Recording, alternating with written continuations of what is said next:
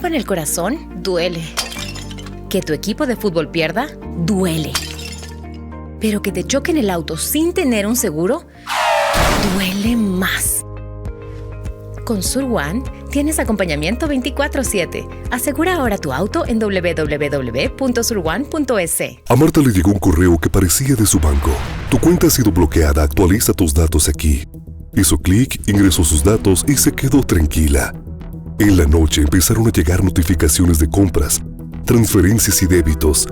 A Marta le vaciaron la cuenta con los datos que ella misma entregó. Esta estafa se llama phishing. Te llega por correo una alerta y termina en robo. Nunca ingreses tus datos desde enlaces externos a tu banco. Por más datos seguros, tu banco te cuida. Banco del Pacífico.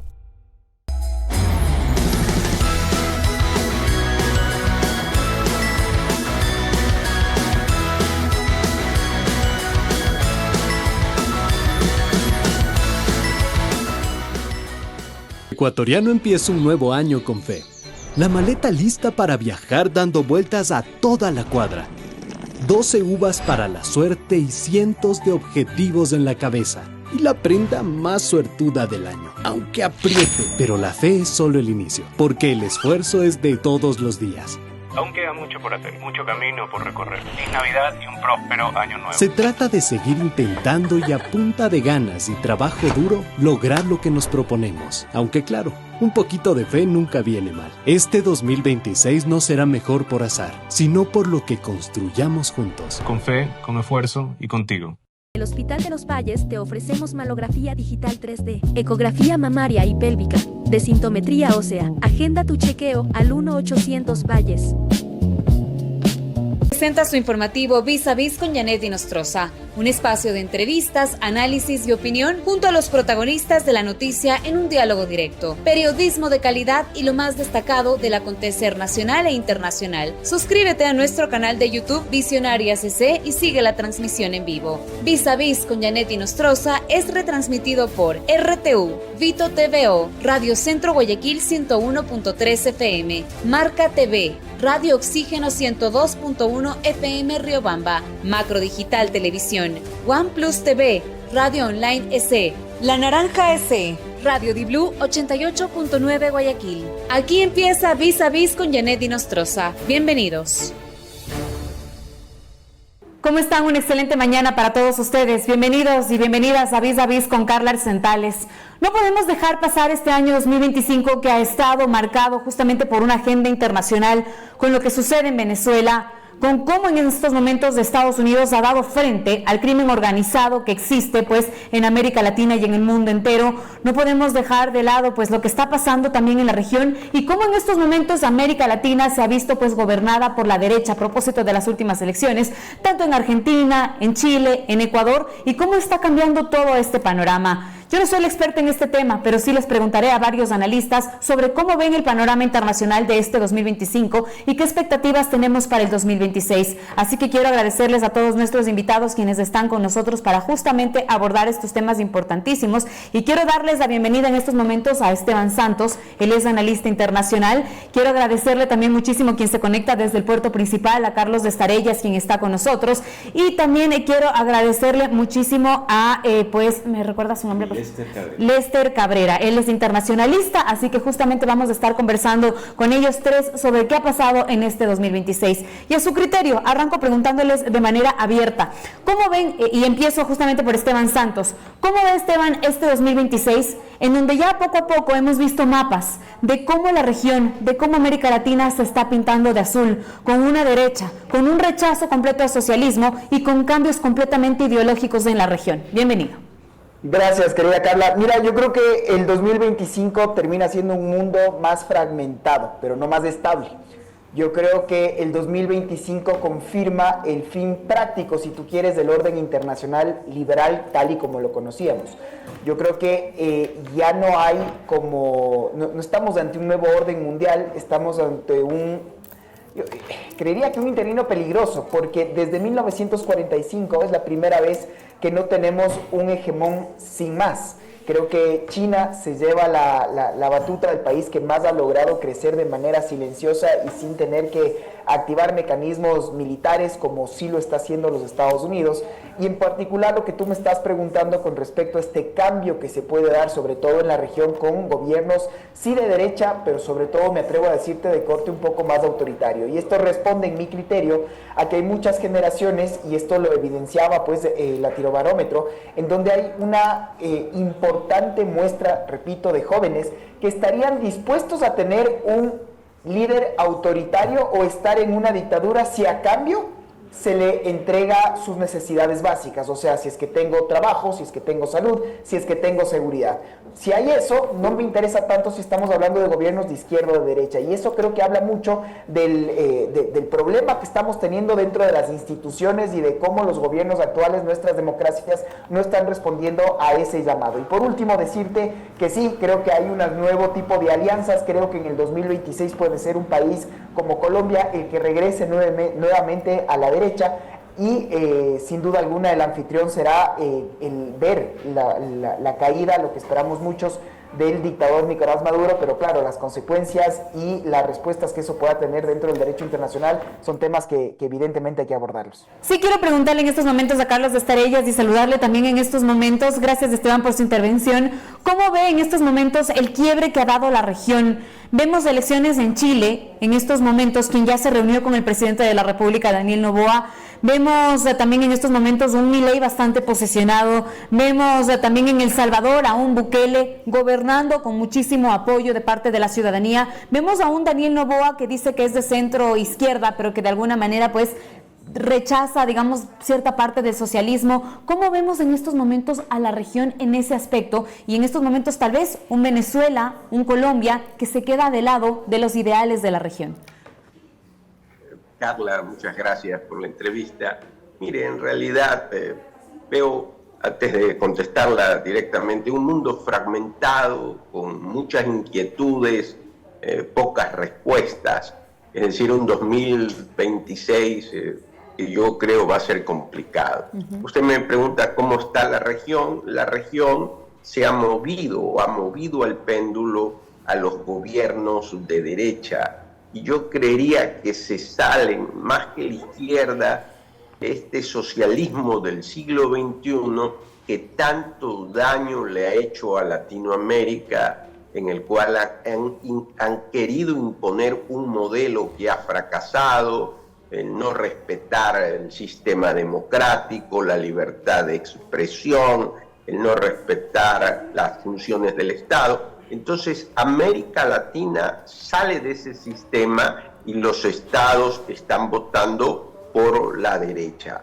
Esperemos que lo de Venezuela sea, digamos, rápidamente concluido, estas violaciones que hay de derechos humanos en ese país por una narcodictadura terminen, y esperemos también que en Colombia el pueblo colombiano vote por otro modelo que no sea Petro, que ha sido un desgobierno y que ha demostrado una cantidad de errores enormes. Entonces, concluyendo, se mueve el péndulo en América Latina hacia la derecha, y América Latina sigue buscando salir adelante, encontrar el derecho y buscar el pan. Gracias por su intervención, Carlos. Sí me gustaría preguntarle a Lester, a propósito de lo que usted acaba de decir en estos momentos, de que ahora mismo pues América Latina se vuelca hacia un voto más por la derecha. ¿Por qué se da esto? Tal vez porque estamos viendo lo fraccionada, lo difícil que está, digamos, la situación en Venezuela. Tal vez porque vemos que Estados Unidos le ha quitado completamente el apoyo a Colombia justamente por discernir en ciertos pensamientos con Estados Unidos. ¿Por qué se toma en estos momentos esta decisión de irse más por gobiernos de la derecha y cómo eso beneficia o perjudica a la región? Bueno, muy buenos días, Carla, y muy buenos días a toda la distinguida audiencia. La verdad es que es un tanto complejo definir lo que es derecha hoy por hoy. O sea, no podemos hablar simplemente de que existe un conglomerado de derecha, porque hay una derecha que es sumamente liberal para algunos aspectos, hay una derecha que es también muy conservadora, y a veces hay una derecha que simplemente es derecha porque no comparte los cánones y las visiones de la izquierda tradicional. Si tomamos eso y vemos justamente también un proceso previo de que también la izquierda gobiernos que se llamaban a sí mismos progresistas, que paréntesis, desde mi punto de vista, el progreso como tal no tiene una ideología política, podemos ver que se hicieron muchas y se fundaron muchas expectativas. Se sembraron muchas esperanzas en un discurso a veces rayando en lo populista, pero que de cierta forma llegaba a masas. Eso finalmente dio como resultado que en muchos aspectos la gente se decantara por la otra opción, con la cual eventualmente dentro de un tándem democrático pudiera darle calidad de vida, mayores niveles de desarrollo, mayor crecimiento económico. Eso puede ser una explicación. Pero esto también tenemos que verlo desde un punto de vista más internacional. ¿Qué es lo que es realmente la región dentro del mundo? Seguimos siendo una región periférica. Seguimos siendo una región que actúa en función de los vaivenes y los intereses de las grandes potencias. Podría ser un país de izquierda más cercano a China o un país de derecha más cercano a Estados Unidos. Eso también es una opción que no se puede descartar y que al parecer la estamos evidenciando dentro de nuestra querida América Latina. Ahora, yo le digo, ¿qué pasa con Bolivia? Que en su momento era un gobierno bien marcado, por ejemplo, por la izquierda, y este año cambia completamente en sus elecciones. ¿Qué pasa también con Ecuador? Quien rechazó por completo en estos momentos un gobierno tan autoritario como el que tuvimos incluso con Rafael Correa. ¿Qué estamos viendo en la región desde ese aspecto? O sea, usted dice que quieren cambios económicos, ideológicos y demás. ¿Qué otros aspectos podrían estar incidiendo en estos momentos? ¿La libertad que quieren también los ciudadanos y no tener tal vez a futuro a un Venezuela? Absolutamente. Es más, Venezuela se ha convertido lamentablemente en un mal ejemplo para la región. Y no solamente estamos hablando del déficit democrático que hay ahí, porque eso es efectivo, ¿ya? Negarlo sería tapar el sol con un dedo. Pero también vemos que hay altos índices de inseguridad, narcotráfico y también, por así decirlo, la inclusión de otras potencias que no son parte de la cultura política tradicional que ha tenido la región. Estoy hablando, por ejemplo, de Irán, estoy hablando de Rusia, entre otros. ¿Realmente eso es lo que quiere la región? ¿O en su defecto, finalmente, los pueblos, siempre desde una perspectiva democrática, se inclinarían por otra opción? No estoy hablando necesariamente de la opción de la libertad, porque finalmente eso va a depender de cómo se interprete la libertad. Puede ser libertad individual, libertad económica, libertad de pensamiento, entre otras. Pero lo cierto es que hay que valorar la democracia. Y yo estoy muy de acuerdo con lo que dijo Esteban. Muy de acuerdo. Una cosa es que los pueblos elijan, que ya en sí es válido, y otra cosa es la mantención e institucionalidad de lo que nosotros consideramos como democracia. Y eso hay que cuidarlo. Perfecto. Quiero abordar también en estos momentos lo que yo decía, ¿no? Hemos puesto como punto de quiebre para este análisis también la situación de Venezuela. Ningún país de América Latina, y no sé si es que del mundo entero, aparte de Rusia o tal vez China, quiere ser un Venezuela a largo plazo. Así que por eso yo le pregunto, ¿cree Esteban usted que en el 2026 podamos tener y se avisoran días mejores para los venezolanos? ¿Cree que esta presión que está ejerciendo en estos momentos los Estados Unidos y Donald Trump pueda, digamos, ser fructífera para que finalmente pues Venezuela tenga el gobierno por el que votó, que fue por el de Edmundo González y el de María Corina Machado, y salga Nicolás Maduro del poder? ¿Qué expectativas hay a propósito de eso que tanto espera el mundo entero, no solamente los venezolanos? Te doy algunos comentarios. La primera, siempre recuerdo que la política exterior no es nada más que el reflejo de la política interna. Entonces, en el 2026 tú tienes elecciones de medio término, los midterm elections en los Estados Unidos. Yo personalmente creo que Donald Trump requiere con urgencia de una victoria, de un win, porque no es que hay paz en Ucrania, no es que hay paz en el Medio Oriente, y empezaste a perder ya unas elecciones claves a la interna. Perdiste el estado de Nueva York, perdiste Virginia, y entonces necesitas congratularte con un electorado que te está dando la espalda, que tus índices de popularidad están bajando. Entonces, empieza esta retórica en contra del régimen de Venezuela. Entonces, Carla, aquí es interesante ver cómo la eruptiva del conflicto desde el lado internacional empieza a ser interesante. Porque si tú eres un delincuente, es un problema tuyo interno.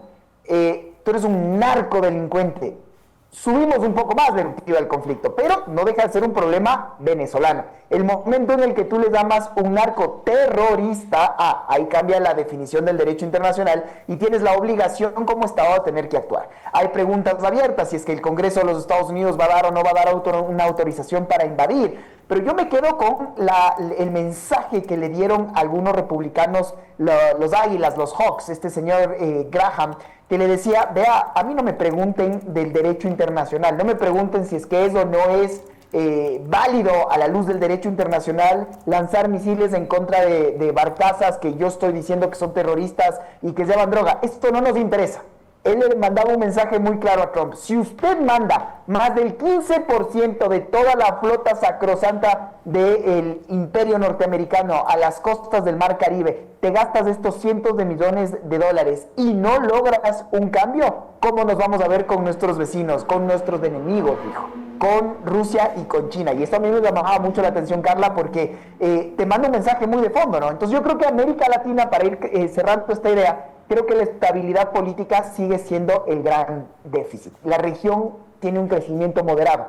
Hay una altísima volatilidad política. Las instituciones son muy frágiles. Creo que hay una polarización constante. Salvo Uruguay, Chile y tal vez Costa Rica, que son las excepciones relativas, creo que el resto de la región oscila entre populismos, una crisis de gobernabilidad y una desconfianza ciudadana. Entonces, sí, nadie quiere, y concluyo con esto, nadie quiere una dictadura, nadie quiere ser un Venezuela, y creo que todos estamos de acuerdo que los dictadores no salen por la puerta. Ahora, evidentemente las formas, el cómo está haciendo esto los Estados Unidos, hay cuestionamientos, y si es que, como ya lo ha dicho el señor Trump, estamos ahí no solo por más que una lucha democrática, lo que estamos buscando es que se restituyan en un pragmatismo que te diría de realpolitik nuestros derechos, dijo, con respecto a los minerales, con respecto a la tierra y con respecto a los recursos que tiene ese país.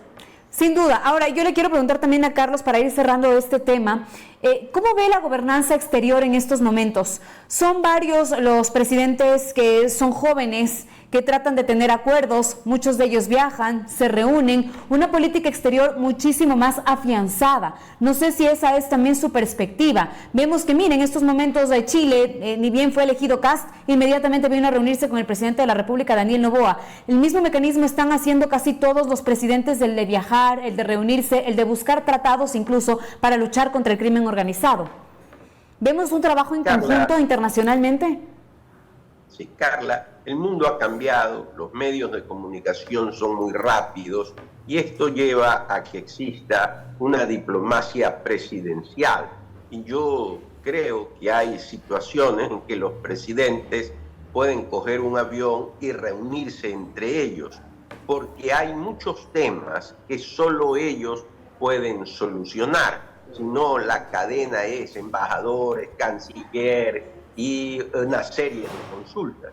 Entonces, esa iniciativa de que los presidentes puntualmente se reúnan para sacar adelante América Latina me parece positiva. Antes era sumamente difícil hacerlo. De hecho, al término de la Primera Guerra Mundial, el presidente de la República de los Estados Unidos se fue a Versalles y tenía que irse pues en barco y era desligarse de la política en los Estados Unidos. Hoy los presidentes pueden viajar, pueden comunicarse y las reuniones puntuales en beneficio de América Latina todas son bienvenidas. Yo le veía a Lester por aquí que me asentaba la cabeza y quiero preguntarle también su punto de vista. Y le digo, ¿cree que hay un trabajo coordinado en estos momentos entre la región? ¿Por qué hay tantos viajes? ¿Se están reuniendo? ¿Se ve fructíferos estos encuentros o no ante la política exterior?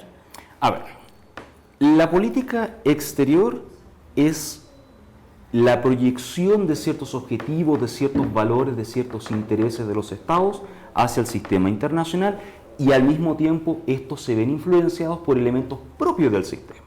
Entonces la política exterior, si bien es cierto, va cambiando de acuerdo a las ideologías, de acuerdo a los gobiernos de turno, también hay elementos que se pueden considerar estructurales, permanentes dentro de la política exterior. Ahora, en base a la pregunta, ¿hay coordinación dentro de la región?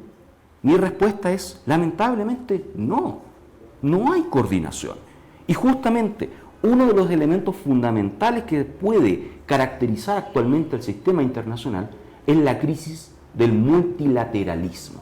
¿Qué hacen los grandes conglomerados? ¿Qué hacen los organismos de integración regional para mejorar la calidad de vida y el desarrollo de los ciudadanos que son correspondientes a cada uno de los países? ¿Qué está haciendo, por ejemplo, el Mercosur? ¿Qué está haciendo la OEA con respecto a mejorar la principal amenaza que tiene la región hoy por hoy, que es la inseguridad y el crimen organizado? ¿Qué está haciendo? Yo, la verdad, por lo menos, me gustaría criticarlo. Lo que se puede ver hoy por hoy es una mayor influencia, un decantamiento hacia las relaciones bilaterales. Pero, que conste, esto se enfocaría más en cercanías ideológicas e incluso de carácter personal. No hay algo institucionalizado, no hay algo que diga, perfecto, esto es una política de Estado. No importa el color político del gobierno de turno, porque la seguridad es transversal. ¿Vemos eso realmente? Yo, por lo menos, el año 2025 y también para el 2026, me atrevo a decir que no lo veré. Esteban, si usted, no sé si concuerda con estas ideas que nos ha dado Lester en estos momentos, pero por ejemplo, no hay, digamos, en verdad, no hay un camino marcado en la región para luchar contra el crimen organizado. En estos momentos vemos que Estados Unidos le quitó todo el apoyo, como yo lo decía, a Colombia, precisamente por todas, digamos, las palabras que ha dicho en contra de los Estados Unidos Petro, haciéndole quedar mal a todo un país por problemas partidistas y personales. Así que yo le pregunto a usted, ¿cree que hay un trabajo coordinado? ¿Cómo tiene que trabajar la región, más allá del apoyo que pueda brindarnos de Estados Unidos, Italia o grandes países que han luchado contra el crimen organizado? Mira, yo estoy de acuerdo en que el gran perdedor es el multilateralismo. Ya no creemos en las reglas que marcaron la paz y la estabilidad del mundo de los últimos 80 años. ¿Y por qué? Porque quien puso las reglas, el hegemón Estados Unidos, es ahora el primero en desconocerlas. Entonces, claro, ¿por qué el mundo regresa a ver a estas reglas si los propios Estados Unidos no lo quieren hacer? Entonces tienes un Canadá que le dice, oiga, usted you stabbed me in the back, usted me apuñalaste por la espalda. Los europeos diciendo, ya no podemos confiar nuestra seguridad a los Estados Unidos, de algo que en eso puedo estar de acuerdo, pero anuncian 2025 cambios que tal vez el fantasma de la Navidad pasada, Carla, nos hubiera dicho, pero estamos locos. Alemania anuncia su mayor crecimiento en el gasto militar y el mundo lo aplaude. Japón anuncia el gasto militar más alto desde la Segunda Guerra Mundial y el mundo lo aplaude. ¿Y por qué pasa esto? Porque otra vez las instituciones como tal no están dando una respuesta. Si es que tú tienes un bloqueo permanente en Naciones Unidas y sabes que va a haber un veto de las potencias del G5, entonces tienes nuevamente estas actuares a través de la fuerza. Entonces, Panamá no se vaya muy lejos, que ese canal tiene que ser mío. Groenlandia, no te vayas muy lejos, que esa isla estratégicamente debería ser de los norteamericanos. Entonces, si hace eso Norteamérica, pues entonces China le regresa a ver a Taiwán y Ucrania regresa a ver con mucho estupor lo que puede ser la entrega de toda la zona del Donbass a Rusia. Entonces, si eso le transmites a la región, en la región yo creo que tenemos problemas conjuntos que son uno, y en resumen, ¿por qué llegan estos líderes como por ejemplo Kast de extrema derecha a Chile? Porque él nos llega con una promesa de crecimiento económico o algo que a los chilenos esto pasó un poco de lado. Solo dos temas le interesaron, seguridad y migración, punto. Entonces volvemos a una época en donde nuevamente la xenofobia marca una agenda en donde ojalá tengamos alguna cooperación estratégica entre países. Por ejemplo, se anunció una cooperación amazónica con el Brasil. Yo lo aplaudo, y no porque sea un líder de izquierda o de derecha, porque hay intereses en conjunto. De lo contrario, Carla, fíjate cómo el crimen opera de manera transnacional y es inaceptable que los estados no lo puedan hacer de esa misma forma. Por eso es que señalo como también positivo algo que se ha dicho, y es que hay muchos gobiernos que pueden tener este personalismo. Claro, el personalismo en las relaciones internacionales es muy importante, y si es que hay muchos líderes afines que podamos tener pues una agenda en conjunta, ojalá así sea, si es que esto trae esta agenda común y estos beneficios que la región está buscando. Perfecto. Quiero en estos momentos hacer, digamos, un breve resumen de lo que hemos tratado con los tres a propósito de lo que está pasando en América Latina. Me quedo con la catarsis de entender que en estos momentos no hay acuerdos en la región. Han sido, la verdad, intereses bastante partidistas de cada uno de los representantes, así que vamos a ver qué pasa para el próximo 2026 y si en realidad hay un trabajo coordinado, tomando en cuenta que se vienen incluso nuevas elecciones y demás. Pero quiero poner ahora sobre la mesa una situación que ha marcado el mundo entero y a quien quiero sí preguntarle en estos momentos a Carlos, ¿cómo ve la situación en Venezuela? Enfocándonos con la salida de María Corina Machado, la entrega del premio Nobel y la gira internacional que va a hacer en estos momentos María Corina para buscar apoyo y que finalmente tenga la libertad que necesita Venezuela. Sí, encantado lo contesto, Carla. Solo señalar que yo contestaba sobre los viajes de los presidentes. Esa reunión personal tiene un valor en diplomacia extraordinario. Obviamente que la integración es otra cosa y que no nos hemos podido integrar en la región ha sido porque han querido imponer la ideología, primero entre liberales y conservadores, después el socialismo del siglo XXI, que le hizo mucho daño a estos grupos de integración. ¿Cómo se pueden integrar? Como lo hizo la Unión Europea, comenzando con la Comisión del Carbón y del Acero, y después con la Comunidad Europea y la Unión Europea, donde se respeta el sistema democrático, los derechos humanos, la libertad de expresión. Lamentablemente, eso no se hace en América Latina, eso falta y ojalá que nos podamos integrar.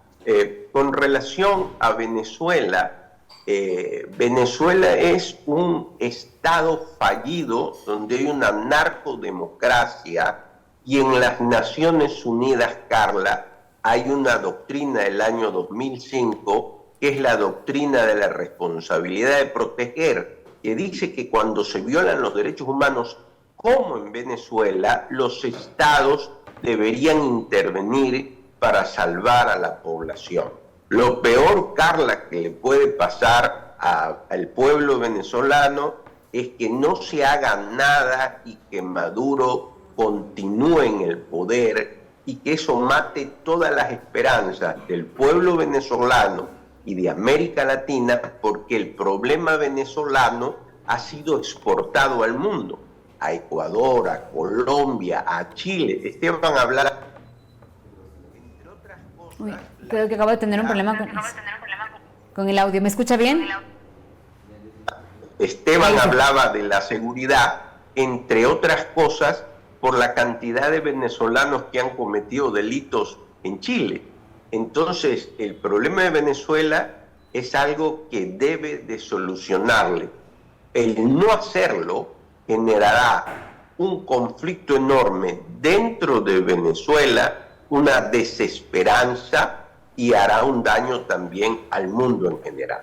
A usted, Lester, ¿qué mensaje le dio la salida de María Corina Machado para recibir el premio Nobel y esta gira internacional que va a hacer en estos momentos en donde incluso se va a reunir con el mismísimo Donald Trump, según lo han mencionado? ¿Cree usted que eso pueda dar un poco más de alivio, que se busquen estrategias para finalmente liberar a Venezuela, como yo lo decía en la anterior pregunta? Es complejo poder señalar un escenario al respecto, Carla. Podemos estar también presentes frente a un Guaidó 2.0, eventualmente. ¿Ya?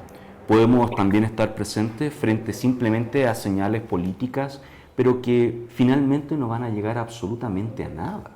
Puede ser, ¿ya? Porque si de alguna u otra forma nos enfocamos en el plano simbólico, que es relevante, que es importante, porque está mandando un mensaje, eso ya lo hemos visto anteriormente en el caso venezolano. ¿Y qué es lo que sucedió? Nada. Absolutamente nada. Perdón que le interrumpa. ¿Quiere decir que la salida de María Corina Machado, los encuentros que va a tener, tal vez puedan ser infructuosos? Tienen un mensaje. Se está generando un llamamiento al mundo de que algo está sucediendo en Venezuela y que por favor se actúe. Eso sí. Pero al parecer la solución no va por ahí. Yo lo coloco de esta manera. Si efectivamente Estados Unidos está amenazando con, no sé si una invasión, pero por lo menos con un conflicto bélico convencional con Venezuela. O sea, los medios que tiene desplegados en el Caribe precisamente no son para hacer la guerra a los narcodelincuentes. No es así. son medios militares convencionales. Tú no tienes un portaaviones ahí, no tienes destructores para abatir una lancha, go fast. No, lo tienes para otro tipo de cosas, para generar un eventual cambio de régimen, para poder intervenir, para poder hacer un tipo de extracción rápida. No lo sé, la verdad. Solamente son suposiciones que se tienen. Pero lo cierto es que hay algo que se viene. Y esto es interesante poder anclarlo con lo que se acaba de efectuar y con lo que se acaba de lanzar desde el propio Estados Unidos. A fines del mes de noviembre, Estados Unidos lanzó su estrategia de seguridad nacional, donde explícitamente habla sobre un corolario Trump. ¿Qué significa eso? Estados Unidos debe volver a tener la influencia que tenía hace años atrás en la región, e incluso buscando una intervención sin perjuicio de una potencial violación a la moral o incluso al derecho internacional. Y eso es explícito y está mencionado en la estrategia de seguridad nacional que acaba de lanzar el gobierno de Trump. Por lo tanto, ¿qué solución se puede ver al caso venezolano? ¿Ya? Y esto es una pregunta que nos estamos haciendo por lo menos hace unos 10 años, por lo menos. La verdad es que uno pensaría, y desde un punto de vista democrático, que el propio pueblo venezolano tome cartas en el asunto y que a través de las herramientas del sistema pudiese elegir otra opción. Pero al parecer, de acuerdo a la última elección que tuvimos, al parecer no va por ahí. ¿Ya? No se puede porque hay un control total de todo el sistema. Por lo tanto, se requeriría un cambio de régimen, se requeriría un cambio de raíz. Pero, ¿cómo? ¿Cómo sacarlo de raíz a Nicolás Maduro, Esteban? ¿Cuál va a ser la alternativa? Algunos internacionalistas con quien yo he conversado en este espacio han dicho que la única alternativa podría ser incluso una guerra, pero a través de una guerra quienes van a sufrir son ciudadanos completamente inocentes ante una dictadura injusta que les ha tocado vivir de la mano de Nicolás Maduro.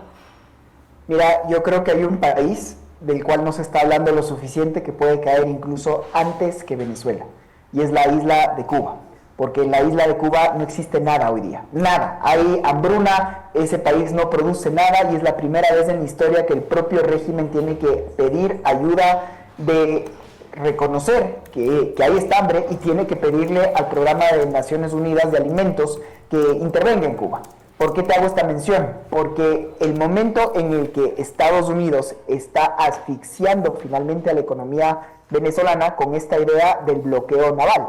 Entonces, ¿qué terminaba de pasar ahí? Había toda una economía de falsa bandera, se les llama pirata, porque las sanciones internacionales del petróleo iraní o del petróleo venezolano o el ruso, no es que se dejaron de comercializar, sino que esto se lo hacía, insisto, con buques de bandera pirata, se los llama en el concierto internacional. Entonces, hasta ahora había, por ejemplo, y esto lo dice Estados Unidos, un crecimiento subvencionado de China, porque China hacía un poco la vista gorda de este petróleo, pues, que finalmente llegaba a las costas chinas, y que ahora esto puede pasar, veamos, si es que se llega a concretar esta ayuda que se dijo de buques con bandera china, y esto sí podría terminar de subir la erupción del conflicto. ¿A dónde quiero terminar de llegar con esto, estimada Carla? Que si es que la economía venezolana, porque ya son más de 7 años que el régimen no ha presentado sus datos estadísticos, pero se estima que es entre el 80 y el 90% de lo que exporta Venezuela es petróleo. Si es que ese petróleo no puede salir, no llegan los derivados, no llega la gasolina, no les llega nada a Cuba y por lo tanto ya no tiene quien le pueda ayudar a subsistir. Y claro, vuelves a tener la vieja nada confiable de empezar a imprimir billetes sin respaldo. Ya tienes una inflación que otra vez está superando la barrera del 700% anual. Y al final tú tienes que pagar todo el aparataje chavista. Y entonces, si no tienes las divisas para hacerlo, un poco lo que están buscando los norteamericanos es esa presión de ese lado. Y como dijo Marco Rubio, repito otra vez, ahí estaba la isla de Cuba. Entonces, claro, Esteban, quiero hacer una pausa ahí súper importante, porque tú dices en estos momentos que nos fijemos también en quién podría caer primero, es Cuba. Pero Cuba lleva 66 años bajo un régimen dictatorial. Desde 1959, con el triunfo de Fidel Castro, Cuba no ha podido cambiar su realidad, ni siquiera con intervenciones internacionales y demás. En todo caso, ¿ese es el panorama que le esperaría también a Venezuela? Algo casi que eterno. Estamos hablando de que Cuba lleva 66 años y no ha podido cambiar la dictadura que vive en ese país. ¿Qué tendría que hacer Venezuela para no repetir este patrón que tiene en estos momentos frente a Cuba? Y es una muy buena apreciación que haces, Carla, porque estás hablando de una isla que está a 90 millas de los Estados Unidos. Va a ser este otro Corea del Norte, va a ser esta otra Nicaragua, que puedes tener a todo un pueblo en hambre, pero a la cúpula bien comida. Yo creo que aquí hay una diferencia y creo que los venezolanos finalmente son los que tienen que recuperar a su país, los cubanos lo propio, pero claro, es este adoctrinamiento, como tú muy bien lo mencionas, ya son 3 generaciones, es muy difícil hacerlo, claro. Y en este caso, en Venezuela llevamos casi por la segunda. Sí, porque tuvimos a Chávez, tuvimos a Maduro. ¿Quién va a ser su sucesor si es que no se paran en estos momentos también los venezolanos? Entonces, y esto es creo un poco lo que hemos estado diciendo todos, la lógica es que el mundo es el que debería actuar, pero claro, el multilateralismo está completamente paralizado y no esperes que lleguen cascos azules a hacer nada. Llega un Trump unilateralmente y con su discurso, con sus formas.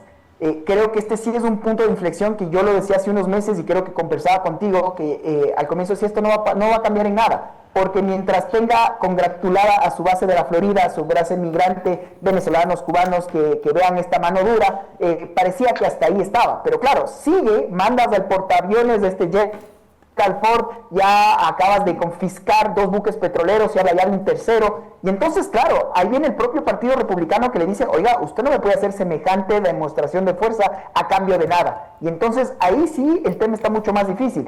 ¿Qué es lo que termino de decirte, Carla? En Centroamérica creo que es mucho más fácil, porque todos los vecinos, Surinam, Trinidad y Tobago, la propia República Dominicana han prestado su territorio para que los soldados norteamericanos puedan estar ahí estacionados. No pasa lo mismo en Sudamérica, en donde hay una división muy marcada, y por eso fracasaron muchas de las cumbres que se tenían que haber dado en el 2025. Mientras tú tengas los vecinos inmediatos, el Brasil de Lula y la Colombia de Petro, que le terminen de dar algún cierto salvavidas, yo creo que podría todavía estarse alargando, como tú muy bien dices, esta agonía. Si es que en Colombia el próximo año hay este cambio y tienes este Lula más pragmático, con la desesperación de no tener cómo mantenerse en el poder, y no es una isla en el medio del Caribe, que es lo que pasa a Cuba, creo que ahí sí puede la suerte estar decantando en desmedro del chavismo.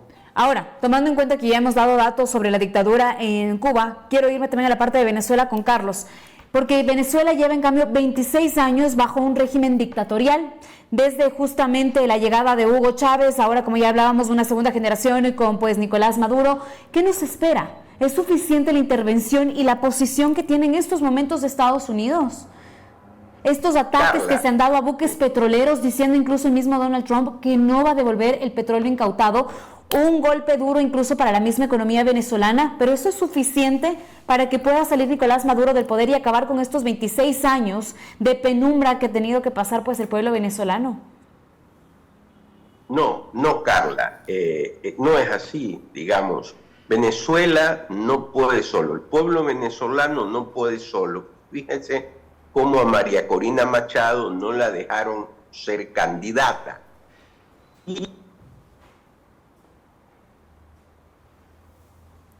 Creo que ingresó una llamada y se nos pierde el audio justo ahí. Pero yo, bueno, voy a ir en un momentito, voy a conversar con Carlos en breves minutos y le repito a usted la pregunta. Estos 26 años que lleva bajo este régimen dictatorial Venezuela, ¿va a poder ser eliminado con la intervención que tiene en estos momentos de Estados Unidos? ¿Quién más debería intervenir? ¿O simplemente no debería intervenir nadie y más del pueblo venezolano levantarse? ¿Qué deben hacer? ¿Cómo debe caer Nicolás Maduro? Que es una pregunta súper difícil y parece casi imposible. Es una pregunta paradigmática, porque si nos colocamos en la visión fácil, decimos, ¿sabes qué? Apoyamos la intervención extranjera, militar, que se cambie el régimen, que lleguen los Marines y que se tomen Caracas. Y a partir de ahí comiencen a capturar los distintos líderes del chavismo. Eso puede ser bueno para las personas que de alguna u otra forma necesitan el cambio del régimen, para poder recuperar su estilo de vida, mejores condiciones de desarrollo, y en fin, lo que se puede haber afectado por. Pero por otro lado, hay un elemento no menor. ¿Qué pasa si un pueblo, bajo el principio de la autodeterminación de los pueblos, principio consagrado por Naciones Unidas, dice, ahora yo quiero un gobierno de izquierda, no derecha, de izquierda? Eso de alguna u otra forma plantearía también un escenario complejo, porque finalmente si se está avalando la intervención de uno, ¿qué quita que se avale o no se avale la intervención del otro? Es un tándem muy complejo, y el presidente Lula lo dijo, sería una catástrofe también para el derecho internacional. Y hoy por hoy, en el sistema internacional, una de las cosas que está cada vez más debilitada es el derecho internacional. Porque justamente al parecer las potencias están haciendo lo que quieren, cuando realmente no debiese ser así. Y eso podemos extenderlo aún mucho más. Pero en función de la situación de Venezuela, hoy por hoy se requiere una acción coordinada. No hablo necesariamente de militar, pero sí que de alguna u otra forma se pongan límites. Límites, por ejemplo, es que para Nicolás Maduro ya no existen límites. Ahí está el Ese ha sido el desafío. punto. Ahí está el desafío. Es una pregunta paradigmática y de alta complejidad. Yo creo que en realidad lo que espera el mundo entero para el 2026 es justamente su paso al costado, que pueda dimitir. Y no lo veo tan lejano en realidad, y esta es una percepción mía, porque a través de la llamada que se hicieron con Donald Trump, él le pidió amnistía, él le pide pues libertad y seguridad para su familia y para algunos líderes del chavismo, así que él tiene todo un pliego de peticiones que tal vez por el bienestar de todo un pueblo venezolano pueda darse. No sé qué opina usted, Esteban, con ese punto, y con eso finalizo. Mira, querida Carla, si tú te fijas, Maduro la tiene muy difícil, porque él sabe que si deja el poder se va preso. Y si se va al exilio, pero es que esas son sus exigencias, que es lo que yo decía. Esa llamada que tuvo con Donald Trump no me parece tan lejana, porque él pone todo un pliego de peticiones. Y por último, pongámonos a pensar en dejarlo libre y poder tener en estos momentos la libertad de Venezuela completo, podría ser algo mucho más beneficioso para la región. ¿Cree usted que se pueda dar esto? Y empezábamos a especular que no, porque si sale Maduro serían los propios servicios secretos cubanos los que le asesinen, si se va a Rusia no muy frío, y se habla de otros mediadores que pueden ser Qatar o Turquía.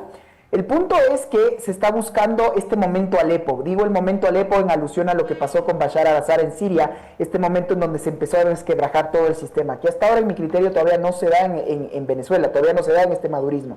Y el momento en el que hay que reconocer que en 2025 para mí hay una cúpula venezolana más aislada que nunca, más sola que nunca, porque estos propios vecinos, como te decía en Latinoamérica, si bien no apoyan una invasión norteamericana, no dejan de reconocer que es un dictador y que se robó las elecciones. Entonces, por eso tú le ves a un Maduro desesperado tratando de hacer sus canciones o de volver a convocar a la Gran Colombia, pero en resumen, es un Maduro que ya no tiene los insumos para literalmente, y esta parte no te lo había hecho hace un segundo, si vos tienes los pozos petroleros venezolanos y te empiezas a llenar los hilos que ya tienen muchos años porque no puedes exportar, sacar ese petróleo, ¿qué te toca hacer? Pararle una producción con lo que eso conlleva, con el costo que esto conlleva, y volver a reactivar con dinero que no lo tienes. Y por eso es que te digo que estos días son cruciales, porque terminas de, en inglés es squeeze, terminas de apretar a una economía que ya está desgastada, que sí, que va a tener un impacto en las personas,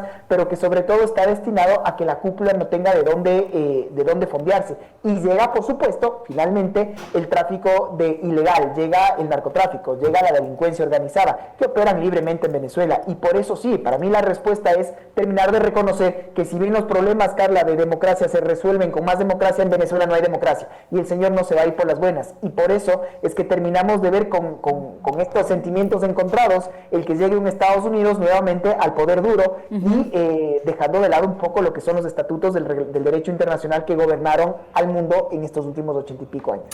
Perfecto, voy a ir cerrando este panel con este último punto que me parece súper importante, y voy con Carlos para preguntarle en estos momentos, ¿qué expectativas tiene usted de Ecuador en estos momentos hacia el mundo entero? Y esta relación que tenemos, estos protocolos que tenemos, estos acuerdos bilaterales a los que estamos alcanzando con diferentes países. ¿Cómo ve Ecuador ante el mundo entero para el 2026? Carla, la política internacional es fundamental para el Ecuador.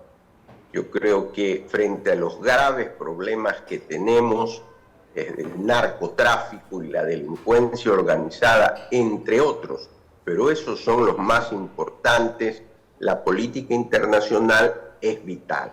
Obviamente la política internacional es una parte, parte de la moneda, la otra cara de la política interna. Entonces, esa política internacional debe ir en la defensa de los intereses nacionales y básicamente en solicitar colaboración internacional que que la necesitamos urgentemente. Esa colaboración no solo de los Estados Unidos, sino de otros estados que han tenido estos problemas. Por lo tanto, yo aspiro y espero que en el 2016 se fortalezca la política internacional ecuatoriana en base de pedir colaboración para poder atacar a estos carteles de la droga y esta delincuencia organizada que tanto daño le están haciendo al país. Perfecto. Ahora le pregunto a usted, Lester, ¿qué expectativas tiene de Ecuador ante el mundo entero para el próximo año? ¿Acuerdos comerciales, acuerdos en seguridad? ¿Cómo ve los viajes del presidente de la República, Daniel Noboa? ¿Van a terminar siendo fructíferos? Porque es lo que se necesita en estos momentos, ayuda internacional, sobre todo los aspectos económicos y seguridad, como yo le decía, que son dos puntos importantísimos y que beneficiaría muchísimo a nuestro país. Para mí hay tres aspectos que la política exterior debiese privilegiar para el caso nacional. El primero de ellos, y creo que se está haciendo un muy buen trabajo ahí, es con respecto a la Unión Europea y particularmente con respecto a que los ecuatorianos puedan tener la exención de la visa Schengen. Justo iba a ir con ese tema, sí. Creo que se está haciendo un buen trabajo y se debería profundizar aún más, porque finalmente los tiempos técnicos no necesariamente son los mismos que los tiempos políticos. Y eso hay que tratar de armonizarlo lo más posible. El segundo aspecto es con respecto a la integración regional. Hoy podemos ver que el país, si bien es cierto, posee vínculos muy fuertes a través de la comunidad andina y otros mecanismos de integración, aún para muchos está pesando lo que sucedió hace algunos años. Y Ecuador tiene que retomar esa confianza con respecto al derecho internacional. Aquí hay un elemento. Desde mi punto de vista, Ecuador también tiene que privilegiar su posición como país ribereño del Pacífico Sur. Ecuador es uno de los pocos países que debe necesariamente vincularse, por ejemplo, a los denominados en su momento tigres asiáticos, a la APEC, a la Asociación de Países de esa zona, ¿ya? También, dentro de lo posible, retomar las conversaciones para ser parte de la Alianza del Pacífico, que yo sé que por la coyuntura que hubo, hoy por hoy está prácticamente nulo, pero se tiene que hacer un esfuerzo. Y también poder privilegiar esta suerte de coyuntura que se está dando, política, para poder generar eventualmente nuevos mecanismos de integración regional, considerando justamente que lo que se busca es privilegiar la seguridad, el combate al crimen organizado y mejorar las condiciones económicas. Pongo un caso. ¿Por qué no comenzar a trabajar en una suerte de alianza y de cooperación en términos de minería? Eso sería algo muy gratificante para el Ecuador, considerando que Chile y Perú tienen alta experiencia en eso. Es que bueno, ahí va a ir a otro tema que vamos a tocarlo en este mismo programa más adelante, pero ahí viene pues la necesidad de la inversión extranjera. Así es. Ya lo vamos a tocar más adelante, así que yo quiero agradecerles muchísimo y termino con Esteban haciéndole también la misma pregunta. ¿Qué expectativas tiene de Ecuador frente al mundo para el 2026? Cada vez vemos que tenemos más aliados, queremos tener cooperación internacional, vamos a tener capacitación para nuestros militares, para nuestro ejército. En materia comercial, en estos momentos nuestro riesgo país ha reducido y puede beneficiarnos muchísimo para la llegada de mercados internacionales, pero frente a todas estas noticias, ¿cómo ve a nuestro país para el próximo año? ¿Hay, digamos, un buen augurio o no? ¿Cómo lo ve usted? Mira, por ejemplo, visitas como el presidente electo Kast aquí al Ecuador fue una visita muy positiva, lo propio de nuestro vecino Perú. Hay que llevarnos bien con los vecinos, hay que llevarnos bien con la comunidad internacional. Yo espero que estos viajes sean bien interpretados y para eso se necesita una mejor comunicación. Es el propio presidente el que tiene que reconocer el por qué, el qué se hace y el cómo se logra traer resultados de todas estas giras. Creo que el servicio exterior ha sido una de las notas positivas que ha tenido finalmente esta actual administración, y esto solo en la medida en la que se respete la institucionalidad y el pragmatismo en las relaciones internacionales. Hay algunas designaciones que te tengo que reconocer, Carla, no las termino de comprender en el ámbito internacional, más allá de que sean solo cuota política, y por eso es que te diría que con cautela, porque creo que vamos bien, pero hay que ajustar algunas teclas, y ajustarlas digo en el sentido de entender muy bien y transmitir cuál es el viaje, por qué es el viaje, qué se está tratando de lograr y entender que al final son 3 cosas las que nos interesan. Todo lo que tiene que ver con la migración, que creo que es el gran tema que llegó para quedarse, no es solo de un país, sino que un país no lo puede manejar solo. Tenemos que trabajar en conjunto. Y las otras 2, que es el narcotráfico, tampoco es un problema solo de un país, y todo lo que tiene que ver con una reactivación que solo va a poder darse en la medida que el país se vuelva serio para atraer inversiones. Para eso necesita seguridad jurídica y seguridad sin fin. Entonces, por eso es que tenemos unos grandísimos retos y me atrevo a verlo y concluyo diciéndote, Carla, que veo el vaso medio lleno en la medida en la que tengamos este pragmatismo y ojalá este liderazgo que entienda, que corrija y que ojalá logre pues liderarnos a través de la figura de un estadista y no así de un político más. Así es, sobre todo porque en estos momentos ante los titulares del mundo entero tenemos a un presidente que es visto con buenos ojos. Sobre su gestión ante América Latina ha sido uno de los mejores calificados. Que eso no se pierda, que las buenas gestiones sigan por delante, que podamos tener mayor cooperación internacional en estos momentos y que el próximo año pueda ser mucho más próspero en materia económica y acuerdos internacionales con nuestro país. Quiero agradecerles mucho a los 3 analistas internacionales, expertos en la temática, por acompañarme en este análisis de lo que ha sido pues el mundo y en realidad las noticias internacionales a lo largo de este 2025. A todos ustedes les deseo un feliz 2026 y seguro nos estaremos viendo con más análisis durante el próximo año. Felices fiestas para usted, felices fiestas Lester, felices fiestas Carlos y felices fiestas Esteban. Siempre un gusto y gracias por acompañarnos a lo largo de este año con todos sus análisis. Un abrazo, felicidades. Felicidades a ustedes también. Es momento de ir en estos momentos con Denise para que nos dé recomendaciones importantes antes de ir con más analistas y ahora poner sobre pues la mesa el análisis económico del 2025 y qué expectativas tenemos para el 2026 a propósito de lo que ya hablábamos ahora mismo, inversión extranjera, riesgo país reducido, qué va a pasar con la caída del petróleo y tal vez enfocarnos un poco más en la parte minera, cuál va a ser el proyecto que tengan las autoridades y qué tienen que hacer en estos momentos para levantar al país también cuando se necesita plata para invertir en la salud del Ecuador. Vamos a tocar estos temas. Denise, tú continúas con más. Y después de este análisis en las noticias que marcaron el 2025 en todo el mundo, seguimos con las recomendaciones como cada mañana. Y Aseguradora del Sur ya está con nosotros. Que se acabe el feriado antes de empezar duele, pero que tu auto quede destruido y no tener seguro duele muchísimo más. Surguan, con respaldo de Aseguradora del Sur, tiene la solución ideal para ti. Contrátalo ahora en surguan.es. Y además el municipio de Cuenca te respalda. Si te sientes amenazada, si temes por tu seguridad, si necesitas protección, existe un equipo especializado que responderá con rapidez para brindarte apoyo y orientación. Tu vida es valiosa, tu seguridad es prioridad. Confía en nuestro equipo y pide ayuda. Contáctalos al 411-0110. Ni una menos, libres, fuertes y sin miedo. Y también en cada mañana nos acompaña nuestra agua Vivan. Llénate de frescura, llénate de energía. Con Vivan Natural Spring Water, cada sorbo conecta con tu esencia, con lo real, porque Vivan saca lo mejor de ti. Y también seguimos con las vibras navideñas y la magia de la Navidad es compartir con lo que amas. Con Claro tienes internet fibra óptica de 550 megas y si ya tienes un plan móvil recibes el 15% de descuento más 20 gigas para tus redes. Suma Claro en tu hogar y navega con más velocidad. Y en otras recomendaciones les quiero contar que el gobierno nacional invierte más de 43.1 millones de dólares en el corredor vial E25 Buena Fe Juján, donde se ejecutan obras de rehabilitación orientadas a mejorar la movilidad, la seguridad y la conectividad en la zona. El Nuevo Ecuador. Y también cuidado, con un solo clic pueden robar tu dinero.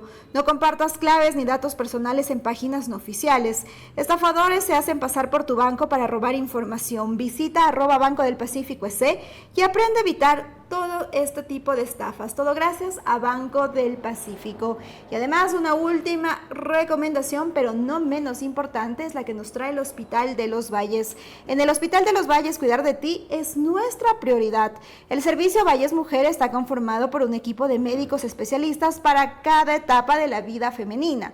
A través de nuestra consulta ginecológica y exámenes como mamografía digital, ecografía mamaria, ecografía pélvica, densitometría ósea, entre otros. Te brindamos el diagnóstico más acertado. Recuerda que la detención temprana de cualquier enfermedad puede marcar la diferencia. Agenda tu chequeo médico al 1-800 Valles, Hospital de los Valles. Somos Valles, más cerca de ti. Y después de estas recomendaciones seguimos con este programa del 30 de diciembre y esta vez vamos a analizar lo que fue el Ecuador en lo económico. Volvemos contigo, Carla. Gracias, Denise, por esas importantes recomendaciones. Continuamos con más de, como yo lo había anunciado, es importante analizar el aspecto económico de nuestro país en este 2025, sobre todo preguntándonos varias situaciones de cómo se encuentra Ecuador en estos momentos. ¿Cómo está nuestro crecimiento económico? Según algunos porcentajes, y ya nos van a aclarar esto nuestros analistas, Ecuador creció alrededor del 1% en el 2024. ¿Se cumplieron las expectativas de este 2025? Estaremos hablando también sobre la inversión extranjera, el riesgo país, que ya ha reducido a menos de 500 puntos al finalizar este 2025. ¿Qué expectativas tienen de la recaudación de impuestos para el 2026 y cómo ven la de este año? Importante hablar también sobre las remesas de los migrantes, ahora que ya se va a cobrar un nuevo tributo. Importante hablar de la producción petrolera, que en este 2025 se redujo bastante y tal vez hay que mirar los ojos hacia otros productos ecuatorianos y en dónde se debe invertir en el próximo año en Ecuador. Son parte de los temas que vamos a tocar con nuestros analistas el día de hoy y quiero agradecerle muchísimo a Luis Espinosa Godet. Él es analista económico. También está con nosotros Pedro Montalvo, a quien quiero agradecerle por estar junto a nosotros, y vía telemática se encuentra con nosotros Santiago García Álvarez, quien fue decano de la Universidad Central del Ecuador, experto económico, con quien vamos a abordar todos estos temas. Así que quiero agradecerles por estar junto a nosotros. Gracias, Luis, por estar aquí. Voy a empezar con usted preguntándole en estos momentos, ¿cómo vio la situación económica del Ecuador para este 2025? ¿Se cumplieron las expectativas? Yo lo decía en el inicio. En el 2024 crece un 1%, en este 2025 estamos hablando de que 6 de cada 10 ecuatorianos tienen una situación de empleo que no termina siendo laborablemente fija. ¿Eso cómo afecta económicamente para el Ecuador? Bueno, vamos a ver, 2025 ha sido un año de recuperación del 2023 y 2024, pero no ha habido realmente un impulso a la economía.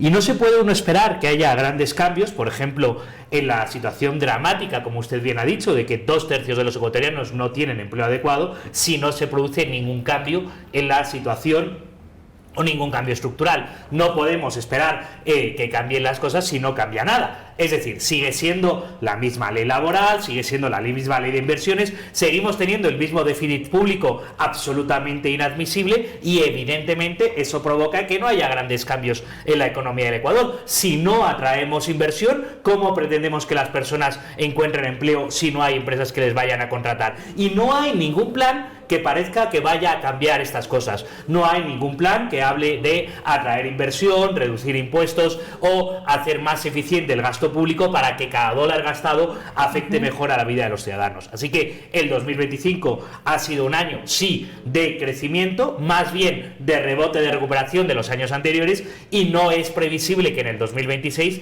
pase nada muy distinto. ¿Crecerá la economía? Sí, porque crece la población, sí, porque sigue habiendo un pequeño crecimiento, pero no desde luego un cambio radical que pueda permitir, como usted dice, que se contrate a más ecuatorianos, que ese es el punto clave, el empleo. Hablando justamente del empleo, quiero preguntarle en estos momentos, con un subempleo que en estos momentos bordea el 4%, ¿qué tan real es la recuperación entonces laboral y económica de nuestro país? Porque una cosa dicen las cifras, pero el empleo es, digamos, en estos momentos nuestra carta de presentación ante lo estable que podría estar nuestra economía. No sé cómo lo ve usted. Buenos días. Bueno, en realidad tenemos algunos aspectos que hay que puntualizar. El 2024 en realidad el Ecuador no creció, tuvo un decrecimiento. Y eso es un aspecto fundamental porque el pastel, en lugar de incrementarse, se encogió. Y eso es un tema muy, muy crítico para un país como el nuestro, ¿sí? Lo segundo es que, claro, una de las afectaciones directas es el mercado laboral. El mercado laboral, en realidad, cuando nosotros lo revisamos históricamente, 3 de cada 10 personas están con un empleo adecuado. La pregunta es quién vela por esas otras 7. ¿Sí? Son personas que o están en el desempleo o en realidad están en un empleo en cierto tipo de informalidades, y en algunos casos son informalidades muy, muy profundas, ¿no? Y ahí, cuando hacemos esa revisión en términos históricos, no tenemos una problemática estacional, es decir, esto no se debe a que estamos en junio o en diciembre, que debería incrementarse, digamos que la captación en términos del mercado laboral, sino que tenemos un problema de estructura. ¿sí? Es decir, la normativa nuestra tiene algún tipo de blindaje que no permite que las personas que están buscando empleo lo encuentren, y por otro lado las empresas que buscan esa mano de obra lo logren colocar. Entonces ahí tenemos un desfase muy crítico y creo que son los desafíos, digamos, estructurales que tiene el país. Poner sobre la mesa un debate oportuno, adecuado sobre el tema del mercado laboral y su normativa, ¿sí? Entonces no es menor, ¿sí? Ahora, a mí me gustaría también abordar con Santiago en estos momentos, que me parece súper importante, ¿qué tiene que hacer entonces el país para tener mayor empleo para el próximo año? Tomando en cuenta que, digamos, la inversión extranjera ha sido bastante reducida, no hemos alcanzado lo que teníamos como expectativa, y solamente con inversión extranjera, con nueva obra pública, nuevas políticas de Estado, podríamos incrementar estas cifras, en donde 6 de cada 10 ecuatorianos no tienen empleo fijo.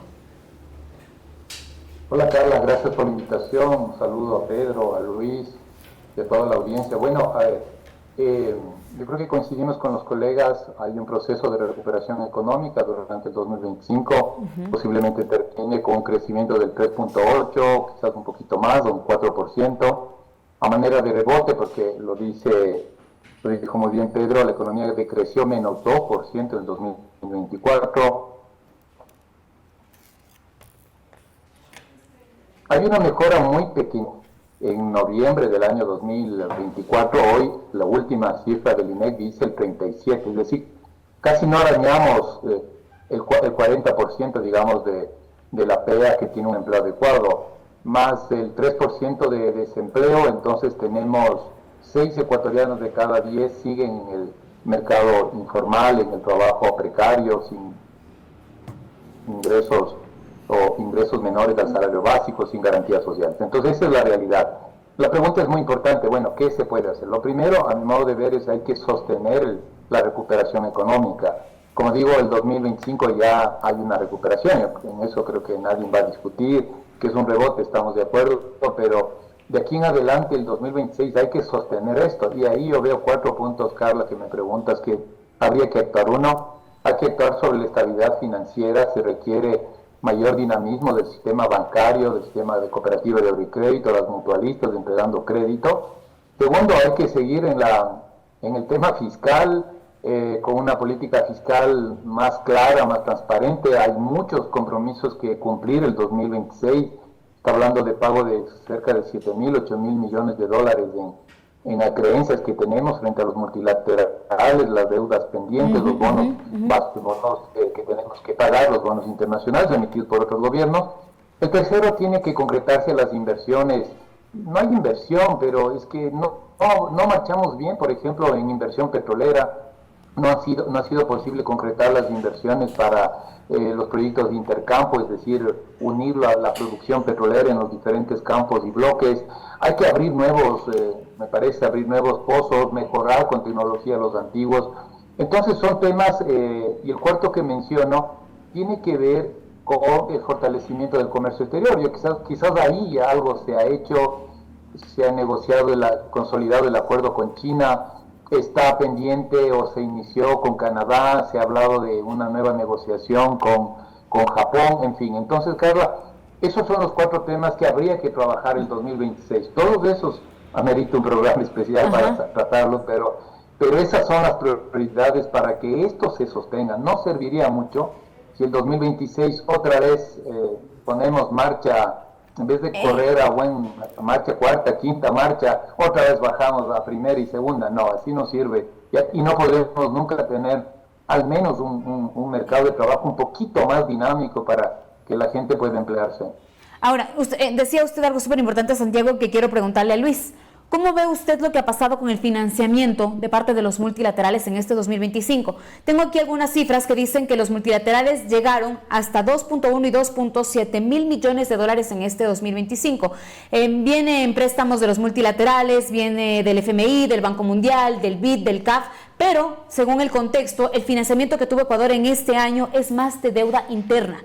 ¿Cómo ven en estos momentos de esta situación la llegada de dinero de los multilaterales y el compromiso que vamos a tener que pagar para el 2026? Vamos a ver.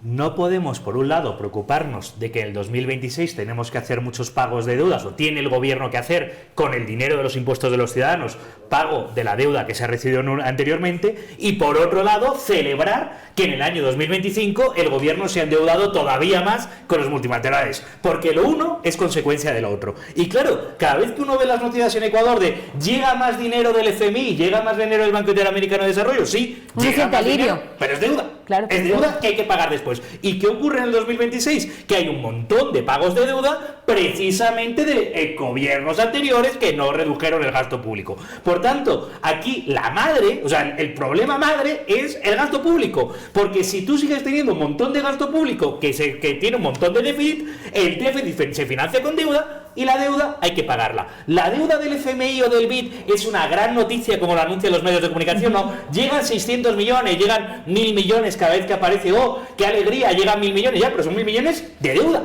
que antes o después tendrás que pagar. Entonces, no te puedes alegrar, por un lado, de que llegue más deuda, y por otro lado, preocuparte de que tienes que pagar los intereses y la deuda anterior. Lo que hay que hacer es reducir el gasto público para que el Estado no tenga déficit fiscal y, por tanto, no se tenga que endeudar y, por tanto, no tenga que pagar la deuda los años siguientes. Pedro, a propósito de lo que dice entonces en estos momentos Luis, ¿cómo reducir ese gasto público? En este año ya pudimos ver que hubo una reducción importante del Estado, con el despido incluso de varios funcionarios, con la fusión de varios ministerios, pero ¿eso es suficiente? ¿Qué hacer en el 2026 entonces para también pagar la deuda de los multilaterales y reducir el gasto público?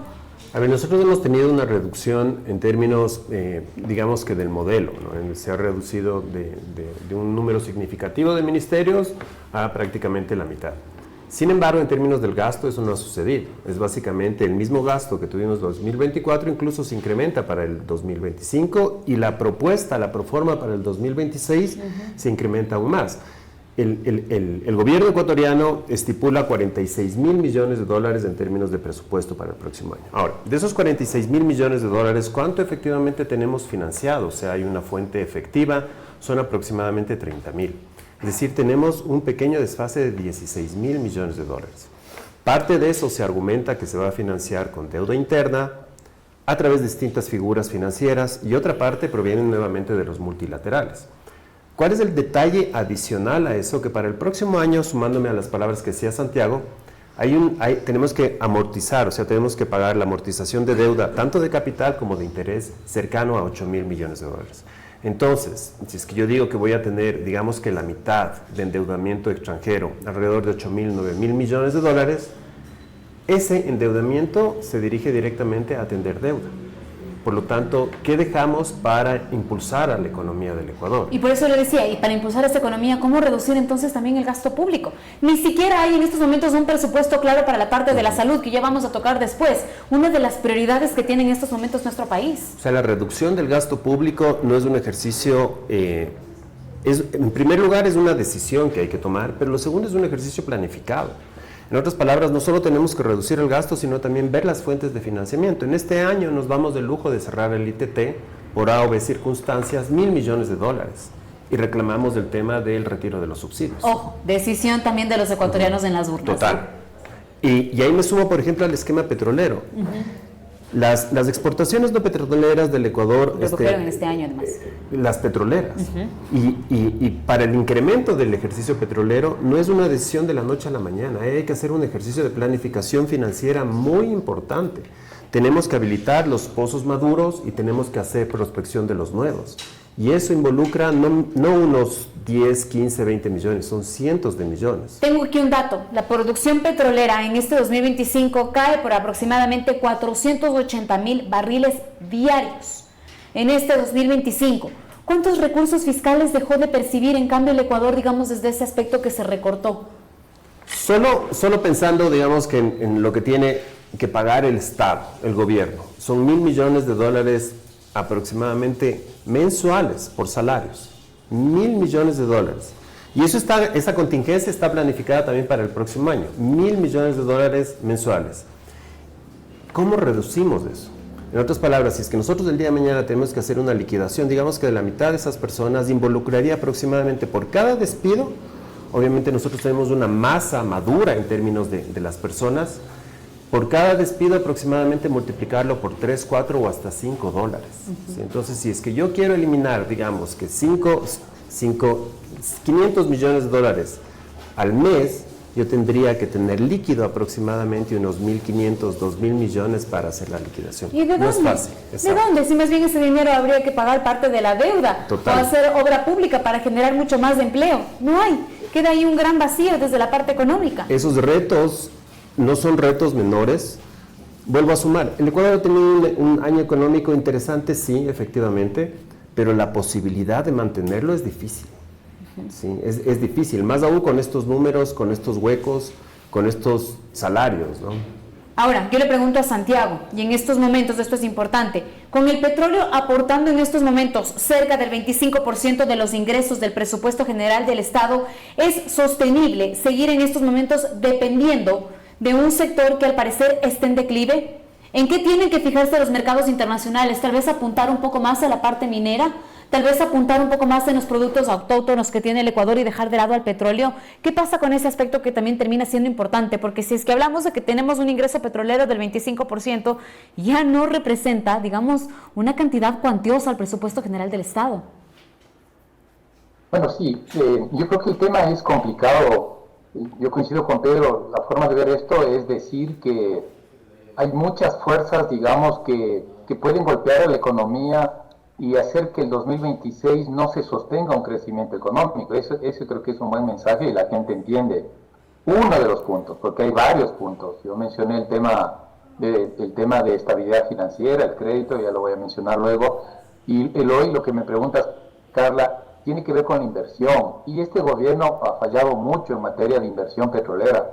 Entiendo que supuestamente este 2025 iba a haber una licitación, entiendo que se presentaron... Oye, de la Corona, pues del Campo Sacha, ya tenían casi todo cerrado. Exacto, y eso se nos cayó.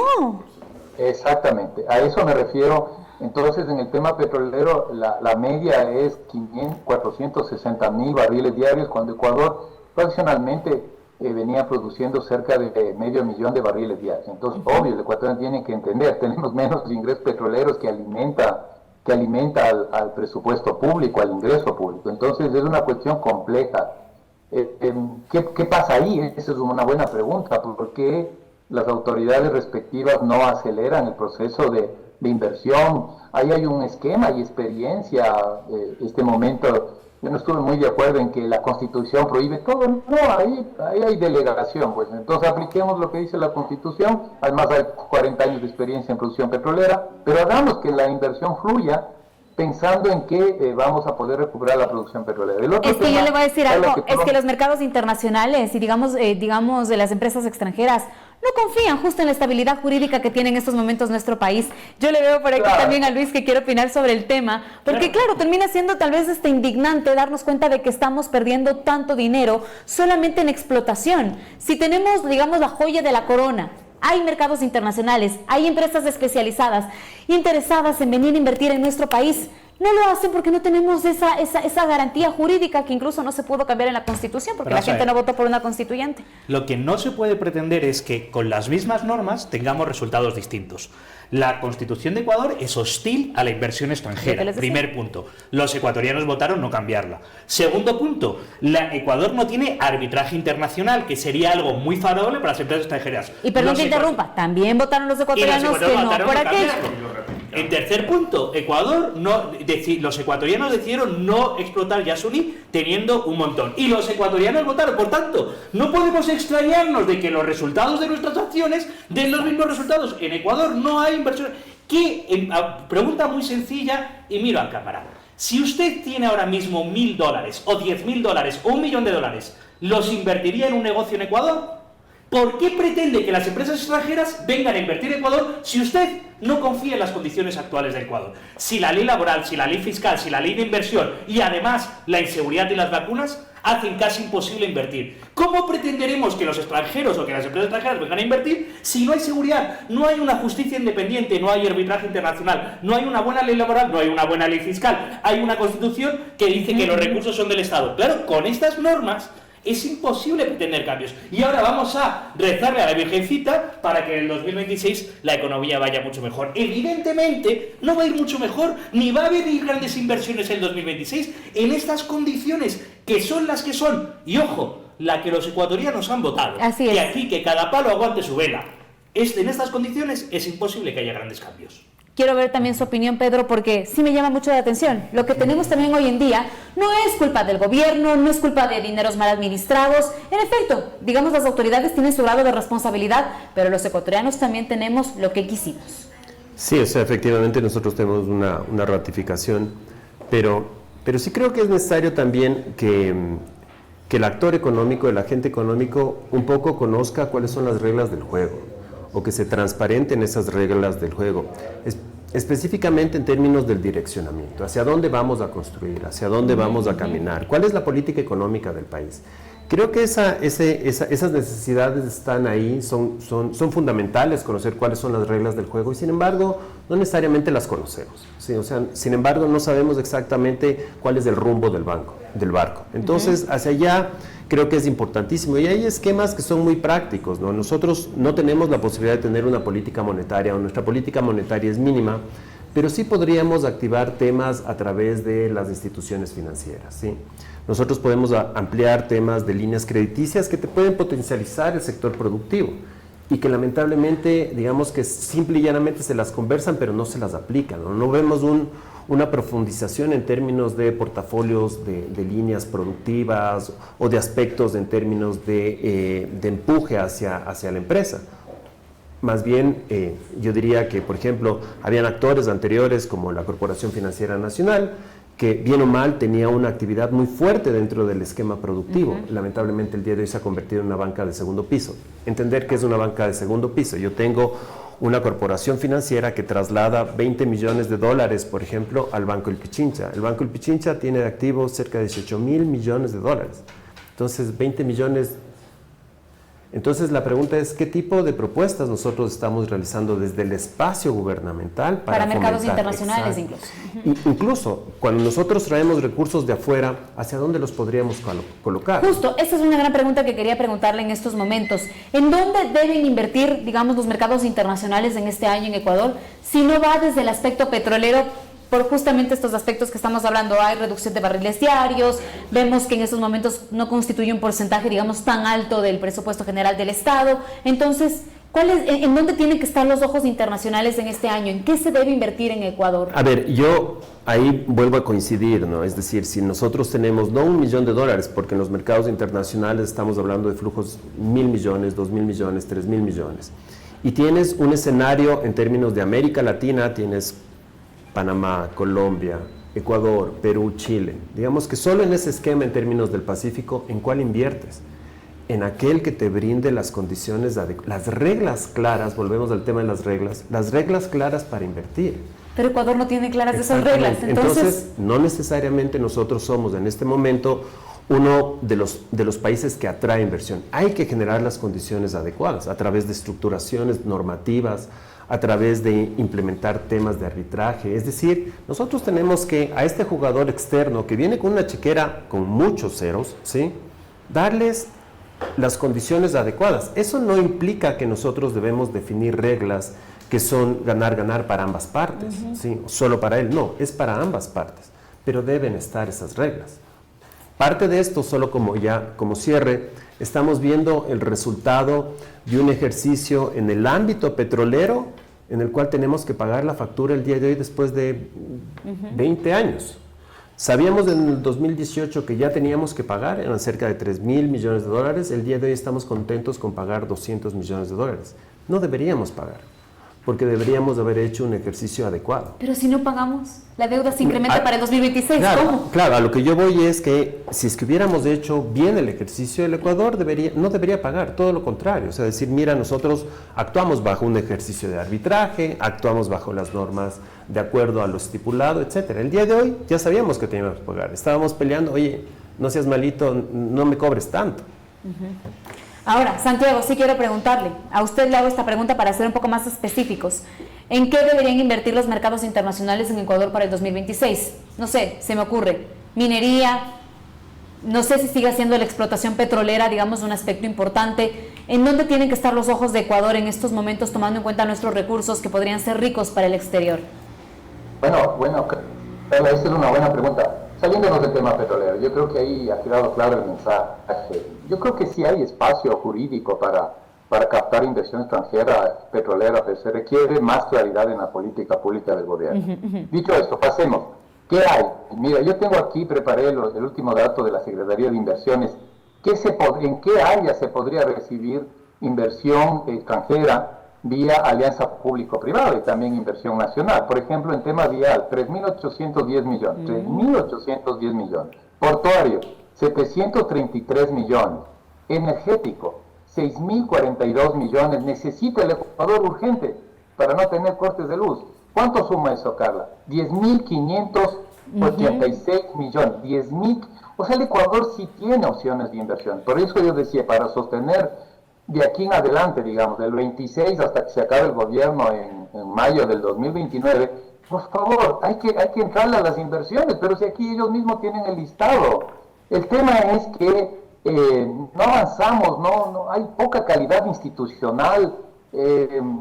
Nosotros tenemos una nueva ley que se llama la Ley de Eficiencia Económica, que salió justo cuando el presidente Noboa asumió el cargo una vez de la muerte cruzada. Él asumió en noviembre del 23, ¿no es verdad? Y la ley salió en diciembre del 23, se llama la Ley de Eficiencia Económica. Si esa ley tiene 100 hojas, 50 hojas corresponde a la nueva legislación de alianza público-privada. Y tenemos 11.000 millones aquí, que acabo de leerlo.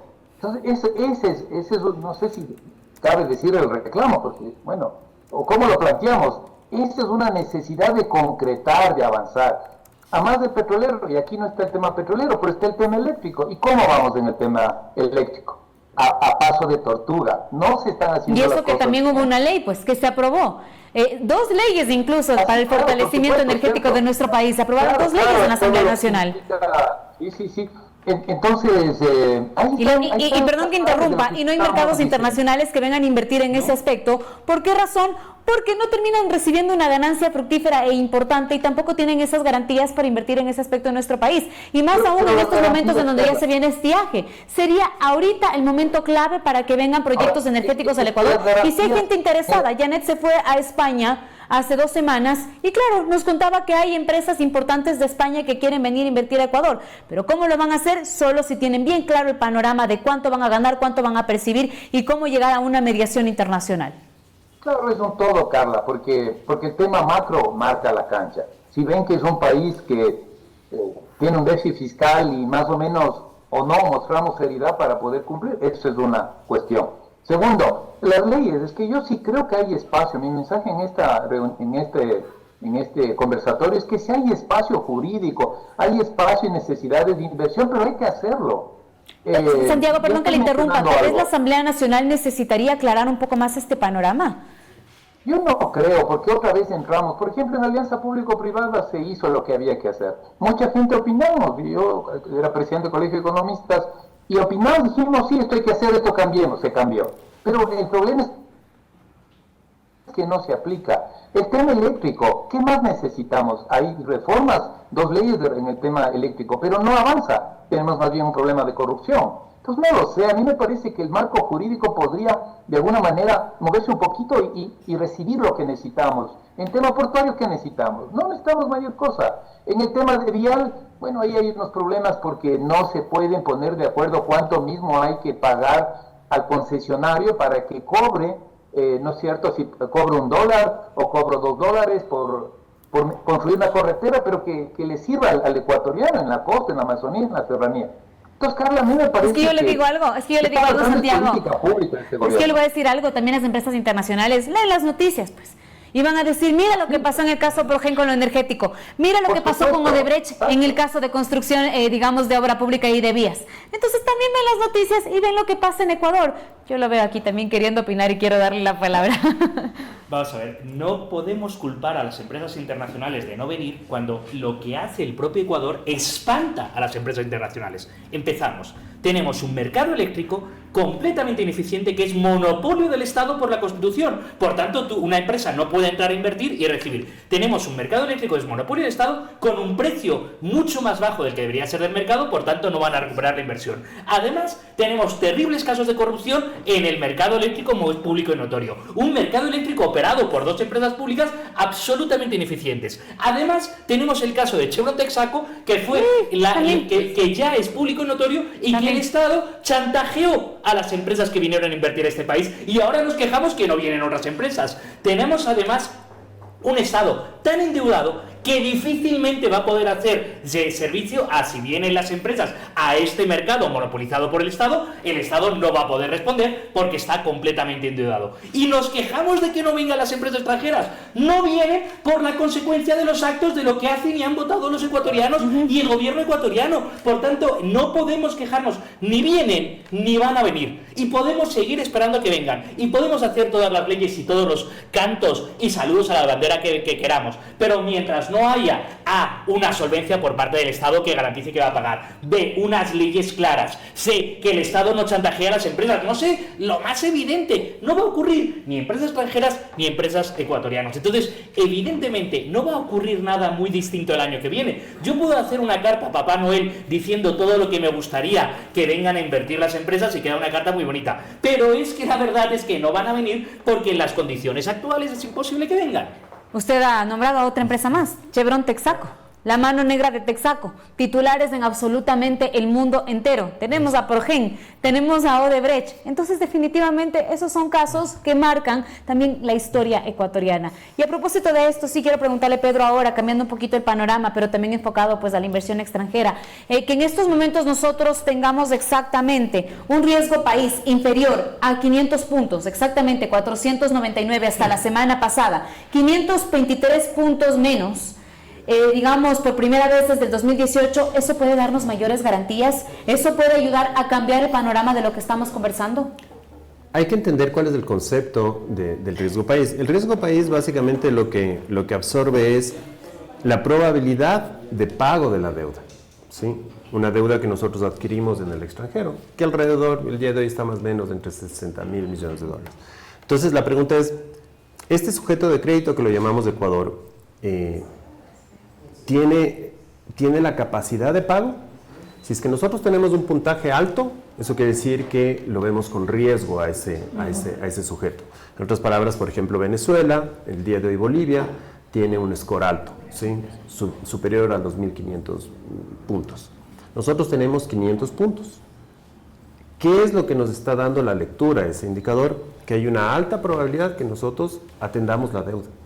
Eso es lo que nosotros tenemos que leer a través de ese. ¿Pero no da mensaje importante a la inversión extranjera? ¿O tal vez nos da mayor capacidad incluso en endeudamiento y pago? Detrás de cada 100 puntos que nosotros tenemos en términos de riesgo país, se incrementa un punto, poniendo como base 4. Es decir, nosotros tenemos el día de 500, son 5 puntos, más 4 de base y 1 de castigo, más o menos una tasa de interés del 10%. Eso es interesante, sí, en una línea de crédito de 1.000 millones de dólares son 100, a diferencia de tener un score de 1.000 puntos o 1.200 puntos que no tuvimos hace mucho. Nos ponen un riesgo alto. Exacto. Ahora, lo que nosotros le estamos diciendo al mercado internacional es nosotros sí vamos a honrar esa deuda el próximo año. Es básicamente lo que empezamos a conversar en un principio.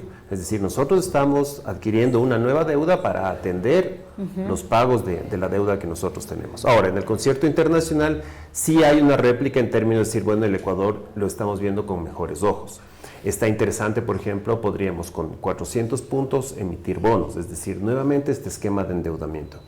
Pero sí tenemos la capacidad de endeudarnos, sí tenemos eventualmente la capacidad de pagar en función de nueva deuda. Pero la pregunta es ¿para qué? Si es que yo emito nuevos bonos para pagar deuda anterior, es el juego de Ponzi, ¿no? Entonces yo saco una tarjeta de crédito para pagar la otra tarjeta de crédito y saco una nueva para pagar la anterior. Una bola de nieve. ¿Cuándo genero un impacto en términos de la economía real? Porque ahorita nosotros estamos, o sea, este tipo de ejercicios esconden, digamos que la capacidad de generar producción, que es lo que nosotros deberíamos apuntar. ¿Cómo incrementamos? ¿Es un buen indicador que el día de hoy tengamos 500 puntos? Sí, es bueno.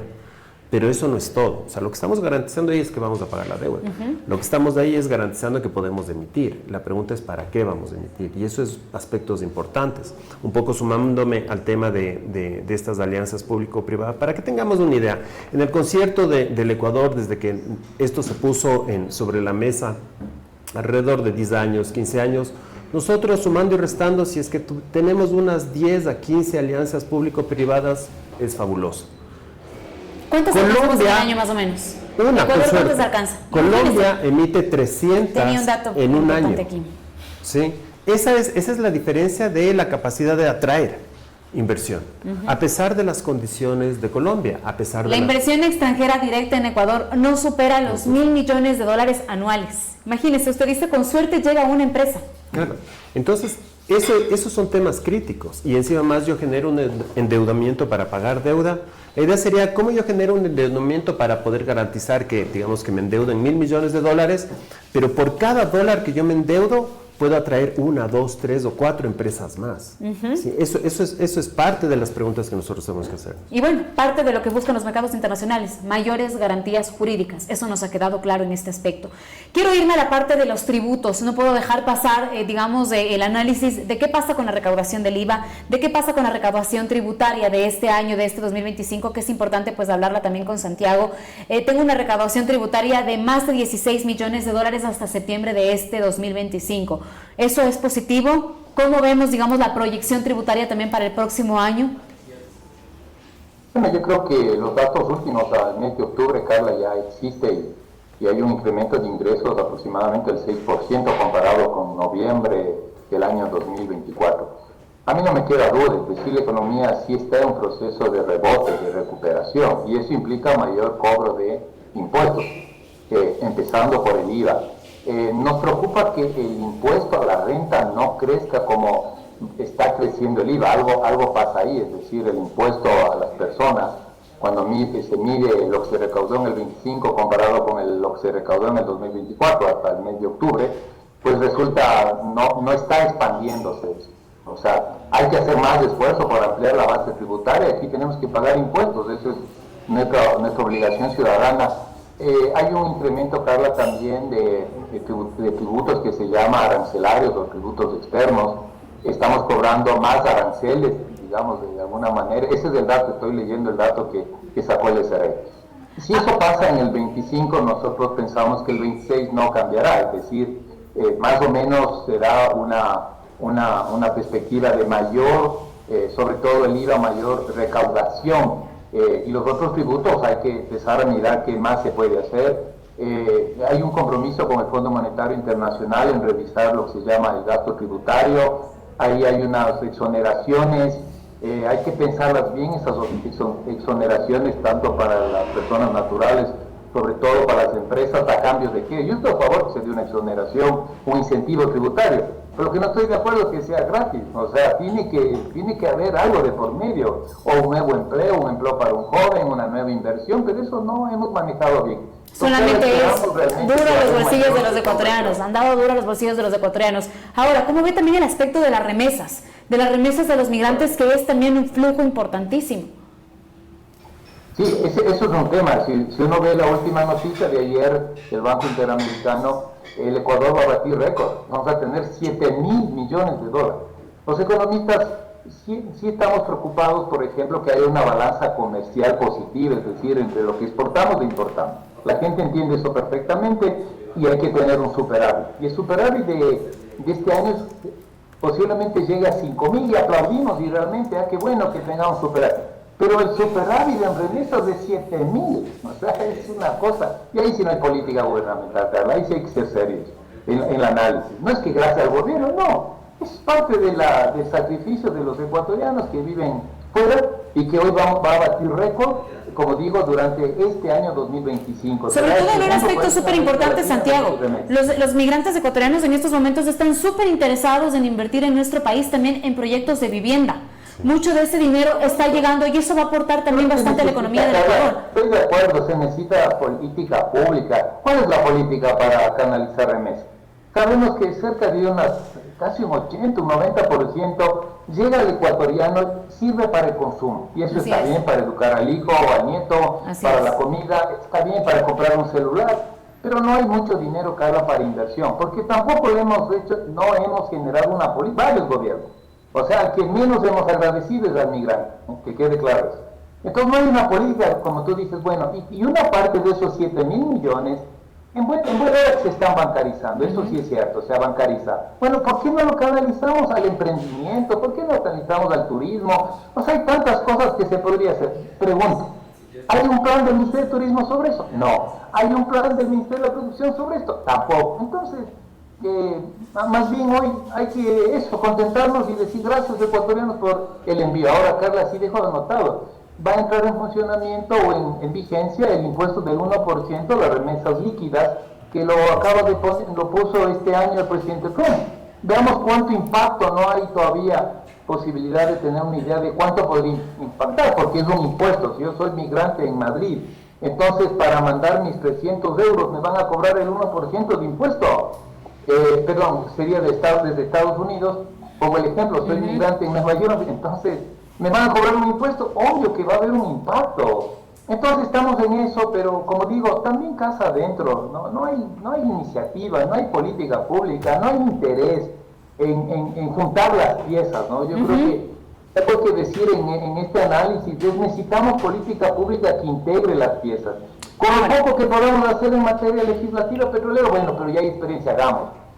Ahora, con la público-privada, hagamos. Con las remesas, hagamos. O sea, se puede hacer cosas, pero ahí se requiere voluntad política y decisión política. Tengo aquí un dato súper importante porque, bueno, quiero poner en contexto lo que usted bien ha dicho. Estados Unidos aprueba la ley conocida como el One Big Deal, Beautiful Bill Act, que incluye un impuesto a las remesas enviadas y en efecto entra en vigor desde el 1 de enero del 2026 y la tasa aprobada es del 1% sobre remesas. El impuesto aplica pues directamente a remesas desde efectivo, no hechas ni con tarjeta ni depósitos digitales. Le pregunto esto a usted.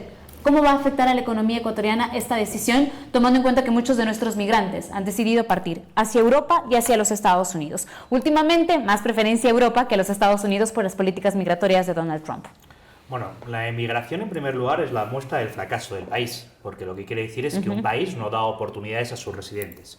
Las remesas es la muestra de la solidaridad y de el compromiso de los emigrantes con su país, porque envían dinero de vuelta, dinero que envían a quien les da la gana para que hagan lo que les da la gana, porque es dinero entre privados que se lo hacen. Y que además se consume aquí. Y lo envían a sus familias, que harán con ello lo que quieran, porque es su dinero y es su libertad. Ahora, el presidente Trump ha dicho, oye, gran parte del dinero, de parte importante, no gran parte, vamos, una parte importante sale del país, por tanto le vamos a poner un impuesto. Siempre que se hacen políticas públicas queda muy bonito en el papel, pero en la práctica es mucho más complicado. ¿Qué quiero decir con eso? Si se hace solo impuestos sobre las transferencias líquidas, lo que vas a provocar va a ser un movimiento hacia otro tipo de transferencias, menos circulante, y menos otro movimiento hacia otro tipo. Por ejemplo, puedes hacer transferencias a través de criptomonedas que probablemente no van a estar reguladas. Por tanto, la idea de yo pongo un impuesto, automáticamente se cobra un 1% sobre las remesas es estrictamente falsa, porque eso es siempre lo que hacen los gobernantes, que no tienen en cuenta a los ciudadanos. Los gobernícolas creen que ellos hacen un gran plan en su escritorio, pero no tienen en cuenta que ese plan luego lo aplican ciudadanos, que normalmente son mucho más inteligentes que ellos, lo cual es muy complicado. Por tanto, van a encontrar maneras de salir de ese loop. En el fondo, lo único que estamos haciendo es poniéndole la vida más difícil a los ecuatorianos que viven en Estados Unidos, que ahora tienen que recibir, y a los ecuatorianos que sus familiares están en Estados Unidos y que ahora van a recibir el dinero. Pero en el fondo, económicamente no creo que tenga grandes consecuencias, porque de una u otra manera o se paga ese 1% o se hace una manera de sortearlo y se termina sin pagar. Aquí las remesas, la cuestión es que un país que vive de remesas es solo la muestra de que es un país que no da oportunidades a sus ciudadanos. Quizás lo que nos tenemos que preguntar es ¿Qué hace Estados Unidos que los ecuatorianos quieran emigrar a Estados Unidos? ¿Y qué hace Estados Unidos? No tiene salario básico, tiene unas leyes fiscales mucho más fácil, es mucho más fácil emprender un negocio. Claro, si tenemos unas leyes que hacen casi imposible emprender un negocio en Ecuador legalmente y en Estados Unidos es muy fácil, luego no podemos quejarnos de que en Ecuador no se emprenda negocios y los mismos ecuatorianos emigran a Estados Unidos y sí son capaces de emprender negocios. Luego, en lugar de pedir remesas, quizá deberíamos hacer algo parecido a lo que hace Estados Unidos, que tradicionalmente ha sido un país mucho más libre que Ecuador, lo cual no es muy difícil. Bueno, sobre todo, como yo lo decía en estos momentos, van a tratar, como usted lo decía, de sortear, digamos, esas transferencias en efectivo, tal vez para hacerlas más digitales, pero hablamos de que podría haber tal vez una falta de circulante desde el dinero que llegaba de los migrantes de los Estados Unidos. Solo ahí yo creo que es importante también, o sea, unir los dos conceptos, ¿no? Tenemos un tema tributario, por un lado, y tenemos un tema justamente de remesas por el otro. Nosotros hemos tenido un crecimiento, estamos por encima de los 3 puntos en este año, ¿sí? El pastel se ha hecho más grande. Sin embargo, para el próximo año, ese pastel no se plantea que crezca al mismo ritmo, se plantea que crezca menos. Por lo tanto, los ingresos tributarios que están en función de ese crecimiento también van a ser menores. En este año, el impulso del PIB ha sido el consumo. Yo como consumidor salgo a consumir, y si es que adicionalmente a eso me llega una remesa, voy a consumir más, ¿sí? Entonces todo esto ha ido impulsando esta economía, ¿ya? Pero si es que el próximo año yo voy a crecer menos, ¿sí? Y el próximo año eventualmente voy a tener algún tipo de castigo, ya en términos de las remesas, ese consumo también va a tener una contracción. Entonces eso es parte de lo que nosotros deberíamos, desde el espacio de política económica, de política pública, prevenir. ¿Cómo yo auspicio para que ese consumidor siga consumiendo? El consumo en el Ecuador representa entre el 60 y el 70% del Producto Interno Bruto. Entonces, si es que tú llegas justamente a impulsar ese consumo, automáticamente disparas el tema de la producción. Pero ahorita estamos diciendo que es al revés. Posiblemente vamos a tener una contracción en términos de remesas, es cierto, tenemos un récord histórico, entre 7.000 a 8.000 millones de dólares se proyecta, ¿sí? Hemos tenido un récord histórico también en exportaciones, eso también es fundamental. El camarón destrona al petróleo, ¿sí? Tanto por el hecho del camarón en términos de precio, pero también de volumen, pero también porque hay una contracción en términos de la capacidad petrolera del Ecuador. Entonces, para el próximo año, ¿cuáles son estas políticas desde el espacio del gobierno para auspiciar el tema del consumo, para fomentar justamente el tema del consumo, para fomentar el tema de la inversión de la empresa, que eso no es menor, ¿sí? Nosotros tenemos empresas que arriesgan y es muy difícil hacer empresa en el Ecuador, es muy difícil y a veces uno tiene que caerse y volver a emprender y sigue la misma normativa. Entonces es complicado hacer ese ejercicio, entonces sí creo que es prudente conocer y vuelvo al tema, ¿cuáles son estas políticas por parte del espacio de lo público que nos dicen, sabes que el próximo año te va a ir igual o mejor que este? Pero no desde ahora te digan, sabes que el próximo año, este año tuvimos un crecimiento del 3%, el próximo al 2%. ¿Sí? Creo que la conclusión de la conversación que hemos tenido en estos momentos entre los tres es la falta de garantías para mercados internacionales y que vengan e inviertan en el Ecuador. Finalizo con esto, Santiago, porque ya me pasé del tiempo, pero me parece súper oportuno también preguntarle las expectativas que tenemos en estos momentos ante el sistema de salud de nuestro país. ¿De dónde sacar dinero para invertir en tecnología, en medicamentos, en una mejora total de pues justamente un sistema que está completamente cooptado por la corrupción y que no tiene absolutamente nada para entregar a los ecuatorianos? Tengo incluso datos de que el gobierno asume en estos momentos, si no me equivoco y usted me va a corregir, el 33% de la salud del país. Es decir, más está saliendo, el 70% está saliendo del bolsillo de los ecuatorianos para poder pues tener salud. ¿Cómo ve este aspecto mientras nosotros pagamos impuestos? ¿De dónde se tiene que sacar para poder invertir en salud, que es lo que tanto necesita también nuestro país? Claro, yo le doy una visión económica. Yo creo que es una cosa terrible, dura para el ecuatoriano. Y digo económica porque esto ya vivimos en el 2022 con el gobierno del señor Lasso. O sea, yo creo y estoy convencido de que hay que poner orden en las cuentas fiscales. Eso está claro. Hay que cobrar más IVA, hay que cobrar más impuestos, sí. Hay que racionalizar el gasto, sí. O sea, ¿quién puede oponerse a eso, digamos, de una visión más macro del país? Pero no podemos llevar al límite, porque no tengo asignación de recursos para lo que es salud pública. Entonces, ese es un problema que, como digo, preocupadísimo por hacer el ajuste fiscal, que digo, pero hay que saberlo hacer también. y no llevar a estos extremos. En el 2022 no teníamos cédulas, no teníamos pasaporte, no teníamos gasas y jeringuillas, y se está repitiendo la historia. Uno. Dos, sí hay tremenda debilidad institucional. Yo no sé por qué ministerios claves como educación y el Ministerio de Salud Pública deben ser los ministerios que sean lo mejor manejado posible, manejados por personas que conozcan, que sepan, que podamos hacer diálogo social a través de lo que es prioritario para el Ecuador, para los ecuatorianos, salud y educación. Y no vemos eso, y son varios gobiernos, ¿no? Ya digo, el señor Lasso tampoco lo hizo bien. Este gobierno vemos que no tiene esa fuerza, ¿no? Y al final ningún pretexto justifica esta carencia, ¿no? Y que un ecuatoriano tengamos que pagar, si se recibe un servicio de salud pública, una parte de lo que ya está financiado por los impuestos. Pero ¿de dónde, Santiago? ¿Pero de dónde sacar el dinero para invertir en salud? Estamos con un déficit, como usted ya bien ha dicho, de medicamentos, no hay ni siquiera tubos para el oxígeno, no hay ni para paracetamol en estos momentos, no se ha renovado la tecnología de diferentes hospitales públicos, no hay a veces ni siquiera para pagar al personal, entonces ¿de dónde sacarlos? Sí, una parte es, como digo, hay necesidad de ajuste fiscal y ahí se ajuste inversión pública. ¿Cuál es la gran obra que ha hecho este gobierno? Yo no veo ninguna que sea así, que diga, no, pero es que aquí está. Bueno, hay unos anuncios, ojalá se puedan concretar. El otro tema es la incapacidad, por eso digo también, el tema institucional es un tema que los ecuatorianos debemos reclamar, insistir en la mejora institucional pública, porque ahí... no tengo el dato en este momento, pero hay una subejecución de salud, hay una subejecución del Ministerio de Educación. Eso es cierto. Las universidades públicas tenemos subejecución. Entonces, Carla, yo creo que es una mezcla, un mix ahí. Hay que buscar cómo encontrarle más recursos para destinarlo, a destinar en este caso a salud, y al mismo tiempo acelerar, mejorar la gobernanza interna de los hospitales, de los entes ejecutores de la política de salud. Si no, no vamos a funcionar. Claridad, transparencia, eliminar las mafias. Es que es eso. Si no me dan para el Ministerio de Salud como 4.000 millones de dólares, pero ejecuto hasta septiembre, me parece que llegaban al 45%. Para dar el dato, sí, me disculpo si es que me equivoco, pero seguro que está por ahí.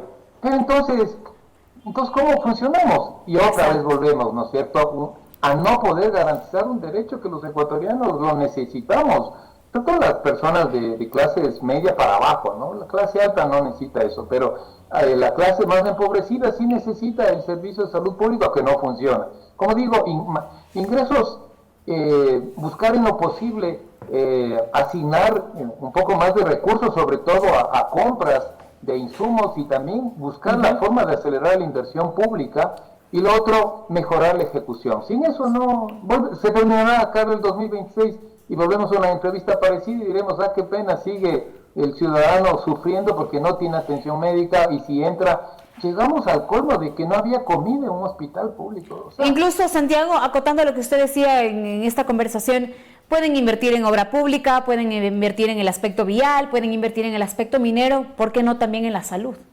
Entonces ahí podemos hacer, ahí llegamos a una conclusión, creo que para cerrar este programa los tres, de que se necesitan mayores garantías jurídicas, tareas por hacer para el 2026, hay muchísimas, no sé si se vengan nuevos impuestos, lo que sí se tiene que trabajar mucho en poder recuperar estabilidad laboral en nuestro país, y de esa manera también incluso es rebote para que se recupere la salud pública, es rebote para que haya mayor inversión extranjera, es rebote para que pueda haber mayor estabilidad en el IES, y de esa manera haya también mucho más dinamismo económico. Todo tiene que ir acompañado de una buena estrategia y sobre todo de una coalición entre todas las carteras de Estado. Tiene que haber una conversación, tienen que sentarse, tienen que ejecutar el presupuesto que se les ha asignado, tienen que haber estrategias en conjunto, no solamente a dedo, tienen que conversar y tienen que sacar al Ecuador adelante para el 2026. Yo les agradezco muchísimo a ustedes tres, ha sido la verdad una conversación bastante fructífera, nos podríamos haber ido muchísimo más tiempo en realidad, pero bueno, el tiempo es corto, así que para ustedes que tengan un excelente 2026. Igual. Les agradezco mucho por acompañarnos y a ustedes también. Gracias por conectarse con nosotros aquí en Vis a Vis. El resumen de esta información ya lo verán pronto a través de nuestras plataformas digitales. Yo soy Carla Arcentales, siempre gustosa de acompañarlos en el desarrollo de la información. Buen día. Con el corazón duele. Que tu equipo de fútbol pierda, duele. pero que te choquen el auto sin tener un seguro, duele más. Con Sur One tienes acompañamiento 24/7. Asegura ahora tu auto en www.surone.es. A Marta le llegó un correo que parecía de su banco. Tu cuenta ha sido bloqueada, actualiza tus datos aquí. Hizo clic, ingresó sus datos y se quedó tranquila. En la noche empezaron a llegar notificaciones de compras, transferencias y débitos. A Marta le vaciaron la cuenta con los datos que ella misma entregó. Esta estafa se llama phishing. Te llega por correo una alerta y termina en robo. Nunca ingreses tus datos desde enlaces externos a tu banco. Por más datos seguros, tu banco te cuida. Banco del Pacífico.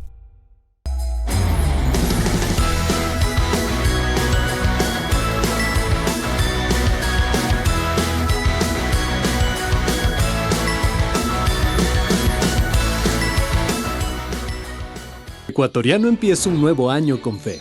La maleta lista para viajar dando vueltas a toda la cuadra. 12 uvas para la suerte y cientos de objetivos en la cabeza. Y la prenda más suertuda del año. Aunque apriete, pero la fe es solo el inicio, porque el esfuerzo es de todos los días. Aún queda mucho por hacer, mucho camino por recorrer. Feliz Navidad y un próspero año nuevo. Se trata de seguir intentando y a punta de ganas y trabajo duro lograr lo que nos proponemos. Aunque claro, un poquito de fe nunca viene mal. Este 2026 no será mejor por azar, sino por lo que construyamos juntos. Con fe, con esfuerzo y contigo. En el Hospital de los Valles te ofrecemos mamografía digital 3D, ecografía mamaria y pélvica, desintometría ósea. Agenda tu chequeo al 1-800 Valles. Visionarias presentó su informativo Vis a Vis con Janet Nostroza, un espacio de entrevistas, análisis y opinión junto a los protagonistas de la noticia en un diálogo directo. Vis a Vis con Janet Nostroza es retransmitido por RTU, Vito TVO, Radio Centro Guayaquil 101.3 FM, Marca TV, Radio Oxígeno 102.1 FM Riobamba, Macro Digital Televisión, OnePlus TV, Radio Online SE, La Naranja SE, Radio Di Blue 88.9 Guayaquil.